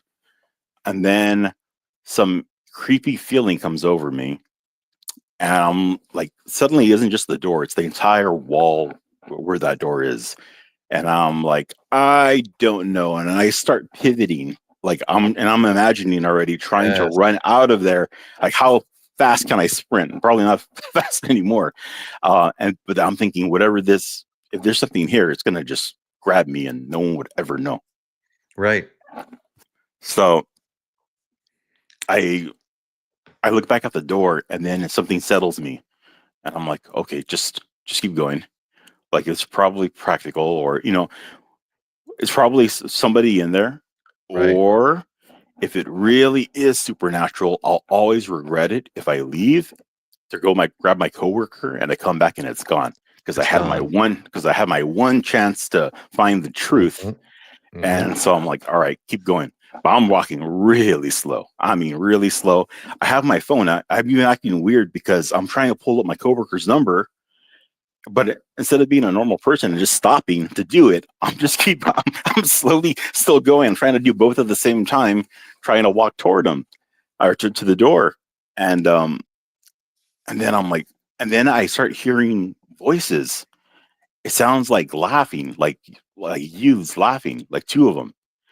And I'm trying to place where it's coming from, because there's the mechanical door that's doing it, and then there's that side door where you cart something out. But it's clearly coming from behind that door that's going crazy, but there's no sound coming from it. So I'm about midway now. Suddenly, it starts intensifying with each footstep I'm taking. That I look down on my feet to see if I'm triggering something. And then I'm looking up because there's, it's a big multi-story seating. It's an auditorium, Right, of course. And I'm looking in there looking for somebody. Like, someone's watching me. Clearly somebody's watching me, because that's going with it. I don't know how it's not making any sound at all. And this thing's like pounding off the rails, I don't know what kind of super wind or whatever is going, like a tornado. There's a tornado in there and you cannot hear it. And then I'm even wondering to myself, like, am I on medication or something? Or is this what schizophrenia is like? Like, that's how, like, everything's going through my head trying to process, but I'm still walking towards it real slow. And I'm seeing it. I'm even trying to gauge, like, it really is knocking out, and it's like doing it on all corners independently. Right. Like, it's and I'm like, what? And there's no sound. Like, what is doing this? My coworker didn't say anybody was in there. And for some reason, I'm being like, I don't know, I'm bashful. Instead of calling out, I don't call out anybody. I don't say, like, hey, is anybody in there or whatever. I keep going. And so as I'm finally at the closest door, at the edge, because it's seating up, for a church, basically, for a church service. So I'm at the very last chair. Right. And after this is just a few yards to the wall where the door is at, and you're there. As soon as I get to the end, I'm not even thinking what I'm going to do. I'm figuring I'm just going to walk all the way up to the door, maybe kind of peek my head and hope I don't get killed. But something happened that never happened before. Or I've never experienced before. I stop because I thought that I just heard a voice. I don't know if it was English. It was like it said a bunch of different variants of the same thing, like don't go further, right, or stop. Right. And I'm right at the black line of the court, because it's also a basketball court. And I'm like, I look around and I'm like this. Well, I had sunglasses on, and I'm like, in my mind, and that narrator voice, I'm like, did I just hear a voice? Like, and for some reason, my mind pictures like a female for some reason. And I'm like, am I like a crosshair? Is there something, like, what's going on? And this door is broken free now. It's sweeping out. Right.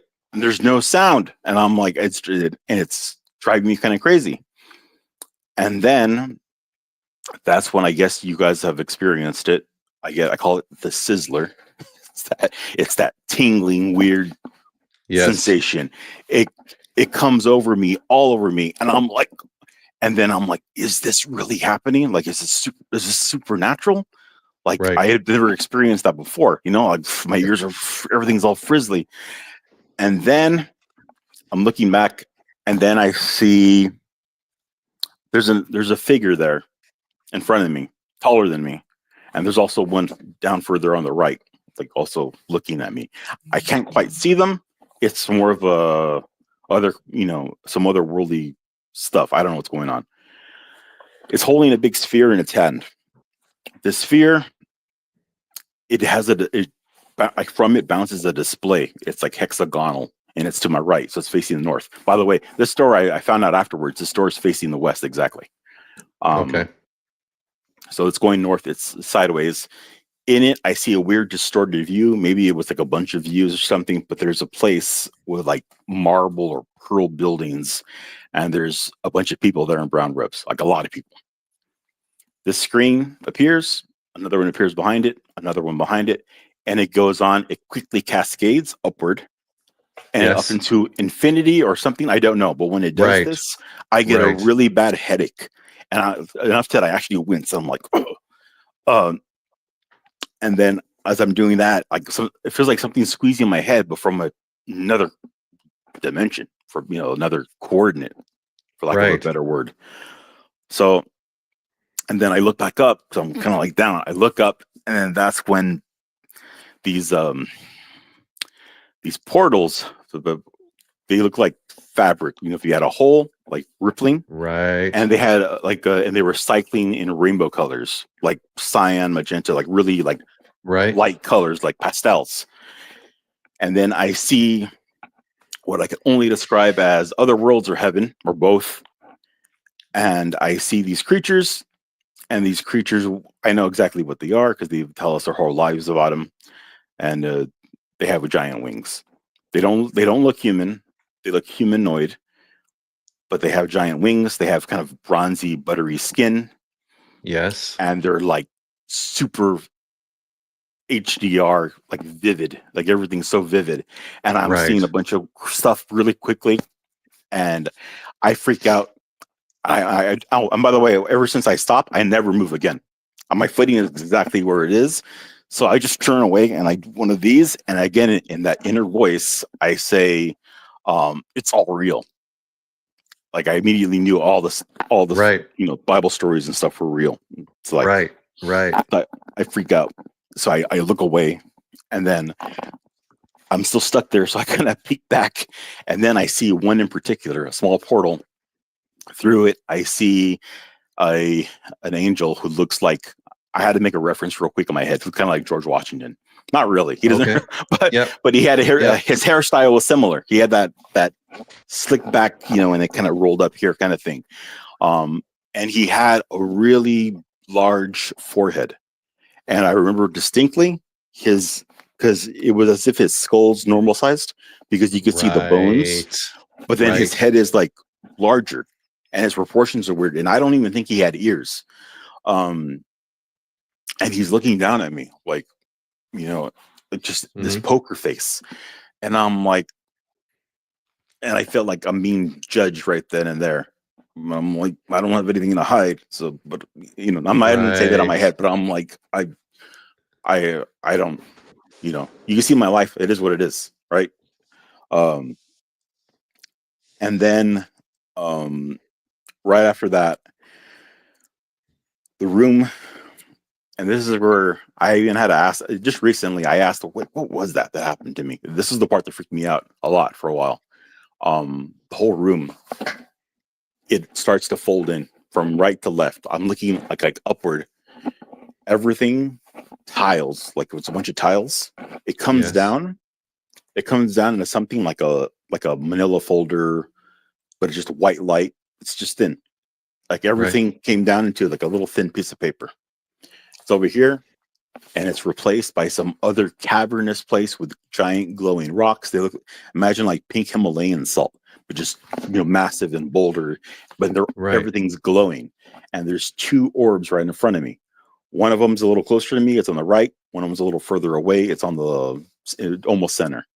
And in the back, I think I saw like some rocks, like giant boulders, spinning clockwise, like as if they were in 0G. As soon as that happens, the thing folds out again, it replaces it. I'm suddenly back in the auditorium again.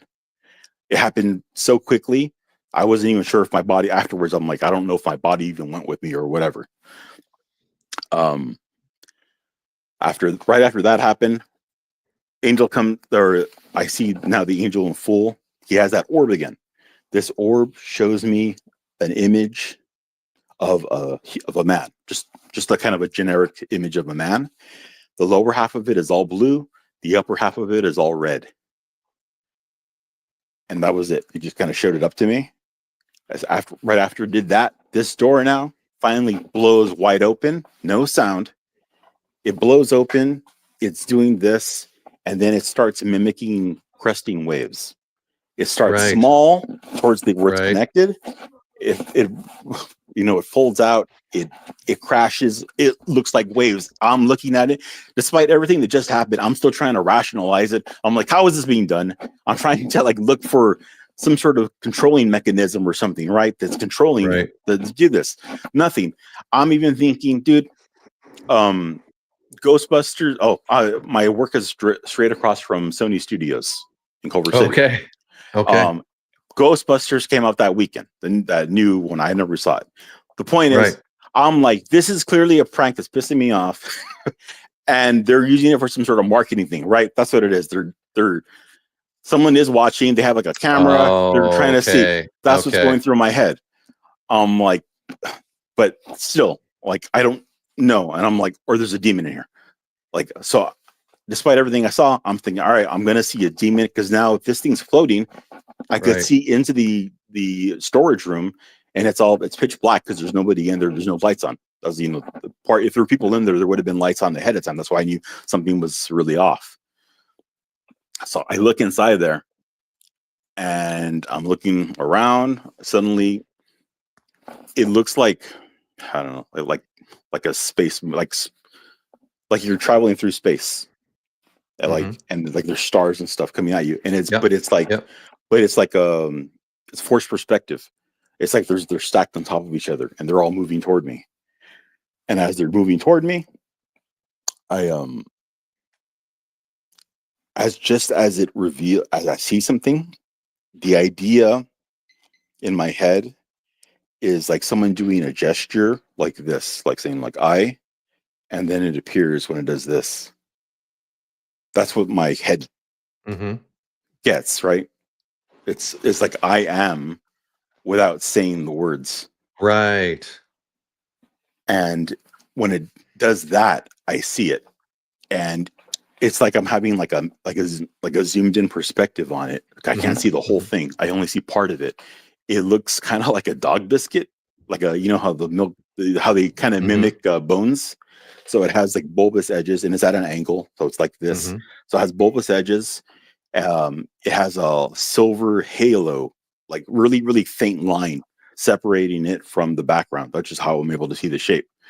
And then the texture itself is like super black. The closest thing I could think to is it looks like a stone. It looks like granite, like slate, but it's just ultra black.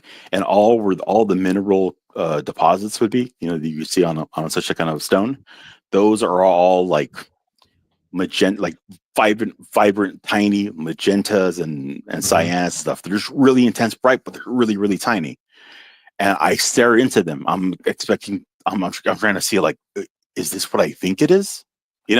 I kind of know already what it is. I'm just trying to be. My rational mind is fighting everything. Right. Okay. This is a lot of stuff that happened in the span of I don't know how many minutes it was. Right. It suddenly, the lower half that I can't see, it whips out. Like it's both like solid and not, and it whips out like a rope coming at you. And it does one of these. I know it hits me. I don't feel anything.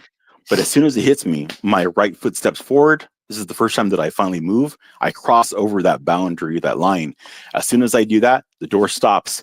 But instead of falling, it floats down. And it floats at an angle because it's a roll-up storage door, and the doorway is smaller than the door itself. So the only way for it to actually fit back is to roll. And I'm getting so angry and frustrated at this point because I'm looking at it and I'm like, there's no cameras in here. Like, no one's going to believe me. Like, are people getting raptured outside right now? That's part of what I'm thinking, you know? I'm like, why am I seeing this? So I'm left behind? Or is that what you're trying to, you know? Like, I'm like, a bunch of thoughts are going through my head. But I watch it quietly with no sound. It puts itself back together, reassembled. And I'm like, and I look back towards the center. Again, that headache hits me again. And that angel's still there. And they're not saying anything. And there's no one's telling me anything. Just a bunch of thoughts, a bunch of things are racing through my head now, like imagery and stuff. I, out of despair, I'm not going to say what I said. I said the F word. I said it. I have never said anything so serious and so afraid in my life. I said, F this. And my voice trembled when I said it, you know, and I'm by myself in an auditorium saying that. As soon as I said that, gone. Everything is just gone. And then the whole time I wasn't afraid, which was weird, except for that one moment where I kind of pivoted. I was like, about to run out of there. Other than that, I wasn't afraid. Suddenly, like, fear itself grips me. Every muscle in my body tenses. I'm completely like this. I didn't even realize the phone is still in my hand, and I had my coworker's number up and everything. So I'm about to just text him. I'm like completely still. As soon as the moment my thumb touches the screen, the keyboard, I hear a door in the distance. I'm expecting it's somebody, and I'm expecting him to say everyone's gone or something like, you know, so like clearly, because if everybody experienced this, they would be freaking out too. Not moving, I fight just to have only my head turn like this. He comes down like nothing. He's like looking at me like, what's going on? He comes up to me. Only when he's like a few yards away from me, I get free. So whatever that fear grip was, it lets me go. And I leap toward him like Donkey Kong Jr. Like I'm just jumping to a vine or something. Like I literally leap out for him, and just to not sound crazy, because he's not. I'm expecting him to say "psych," and I'm about to sue you guys for like emotional duress, you know. Or I'm expecting him to say, "Dude, there's things in the sky appearing right now," or something. And I'm like, "Yeah, I know." He says neither. Comes in, okay, and I'm like, "Is somebody in there?" And he's like, "No." I was like, and I'm trying to just say, "Look, there's something. I don't want to go in there because there's something or an animal in there or something, and I don't want to be attacked." And he's like, "Oh, well, let's go check it out." So I follow right behind him. He lifts up that heavy. It's really heavy too, the manual one. Not really heavy, but it's a good heavy weight. Slides it all up, turns the light on, looks in. Of course, nothing. I knew there was going to be nothing. He walks to the end to hit the remote for that same door that was just floating right now. And then he looks back at me like, "Oh, yes, it was just the wind." And I bark when I say this. I'm like, "That was not the wind." And I was like, "Look at these dirty, like there's tiniest little windows in the storage room, and they're completely covered in soot." I was like, "Is there any wind coming through the? Like, if you've ever seen any wind, is there wind coming right now? You know?" And I did it with 2 fingers too. I'm like, "No." It's like, "Have you ever seen it windy in here for any reason? There's no wind." And then he's like, "No." I point to the door, 2 fingers. I'm like, "Have you ever seen this door move for any reason at all, but other than using the remote like you just did now to open or close it?" And he's like, "No." And I said, "Exactly." I said, "This thing was moving like you wouldn't believe." And I didn't tell him initially. I told him like weeks later what had happened. I'm like, "This thing was going crazy." Like, and then he kind of dismisses me. Like, he just goes back to the control. Like, I don't know what to tell you. That is like, like, I'm here. That's what someone's going to say to you at that time. Yeah. And then, so how does that get you to Christ? Well, it's a long. Well, it's been a journey. I mean, so you are a believer now. You're a believer now. I can tell you it's a very long story. Okay. Well, I don't have that much time. I know. So, can you brief it up in a couple of minutes here? Yeah. Let me try to give you the gist. All right. Okay. I mean, it's an amazing story. All right. Right then, he gives up, and I'm saying, and I said, out of just giving up in despair, I just kind of raised my hands up. I said, I guess it was just ghosting. I said it out loud. He freaks out, and I've never seen him this serious. He says, "This place is haunted, like the auditorium, especially." Or he's like, "Don't say that, don't say that." And I'm like, "Dude." And then suddenly, that's the best answer ever. And I'm like, right. You know what? I work in here all the time by myself, and I never say anything because I just thought it was my imagination. Yes, Right. I see phantoms, and when I point out that the foyer, he's like, "Yeah, you've seen them too, right?" It's like, "You've seen them," because he also works there by himself. It's like, okay, so we're not crazy, or at least we're seeing the same thing. And then I was 3 weeks before, I was nearly tackled by some sort of not invisible. There was like a shadow figure that charged me, freaked the hell out of me. My blood ran cold, and I'm even listening to music and everything. So the fact that it creeped me out, I'm like, and I jarred. I even said out loud, like, "Man, imagination's getting to me," and all this, all sorts of stuff. A little later on, the dance was having an issue with no power. Never happened before. I go to help the DJ. I've never seen before. After I help him, like the simplest little thing, just finding a new outlet, he stops me. I says, "What's your name?" And for the first time in my life, I go by Christopher. I was just Chris. I just say Christopher. He reaches out his hand to shake my hand. He says, "Thank you, Christopher. You're a real man. Don't let anyone tell you otherwise." And I'm like, he might read my mind. I don't know at this point. So I'm like, don't think anything. Don't say anything. Just walk away. And I ran. And I told my other coworker kind of what happened, and I'm even thinking of putting in the after notes for the day to tell my boss, like I don't know what just happened. Later that day, as that movie that I wanted to see that came up that weekend, that Late Night with the Devil movie. I don't know if anyone's familiar with it. Someone has to be. Most people don't know it. I wanted to see it. It's a movie about the devil takes over a late night show, whatever. It made $666,666. You can look it up. It's on the news on that same day. And I'm like, of course it wasn't. It happened. It actually happened. And this is all tied to it. And ever since then, I've been seeing 666 almost every day. I document it every time I see it. 666. I was being haunted when I got home every day with 3 a.m. I'd wake up. Forces that I cannot see, sometimes I could hear them. There's like one that was like a giant creature, angry creature breathing in my living room.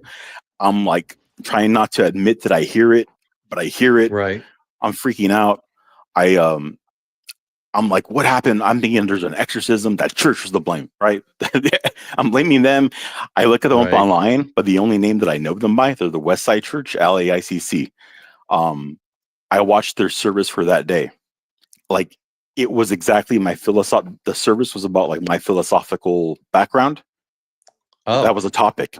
At the very last thing the pastor says is, I pray that everybody, I want you to pray now that you could hear and understand the voice of God in this room today. That way it ends there.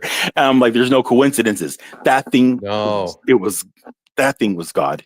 It told me, oh, by the way, and when it introduced itself, it said it was the 10th dimension. It didn't say God, that it was the 10th dimension. It was as clear as day. So did you end up giving your life to Christ? Are you going to the church now? What's the it's complicated. Yes, I got baptized. I was baptized months later by that same church because I went to them asking, like, I told them what happened. They know I worked there. They see me all the time. But because I didn't live in that area, they sent me to a sister church. So I was kind of half and half a little bit. The other church, they're the ones I got baptized with. They also didn't know how to deal with me because no one had paranormal stuff happening to them. Of course not. Yeah. I was like, this is above everyone's pay raise or pay grade. After I got baptized, stuff started happening that prevented us from meeting up with my church, the church that I was at. So I prayed and I asked the Lord, like, oh yeah, and he talks to me through various means and all that stuff. And he's like, yeah, like your time with him is done. Suddenly, I get another job on the weekend, now working at a different church. Both churches were on the corners of city squares. Both of them have towers. The one that it happened had a big tower. It's the tallest tower in all of Culver City, and it's an abandoned tower. Wow. You can't even go up there. Like it's an elevator only. You can't go in there. The new place that I'm working at is a church. It's on a corner. It has a big tower. It's several stories high, and and here I am, and I'm like, there's no coincidence. Like I'm seeing all the signs. I'm seeing all the numbers. Yeah, the Lord is trying to tell you something. I mean, that is that's very interesting revelation. That really is. Like, for you to have that as a non-believer, like you said, as an atheist, and that brought you to the Lord, then I would assume that the Lord has something in store for you.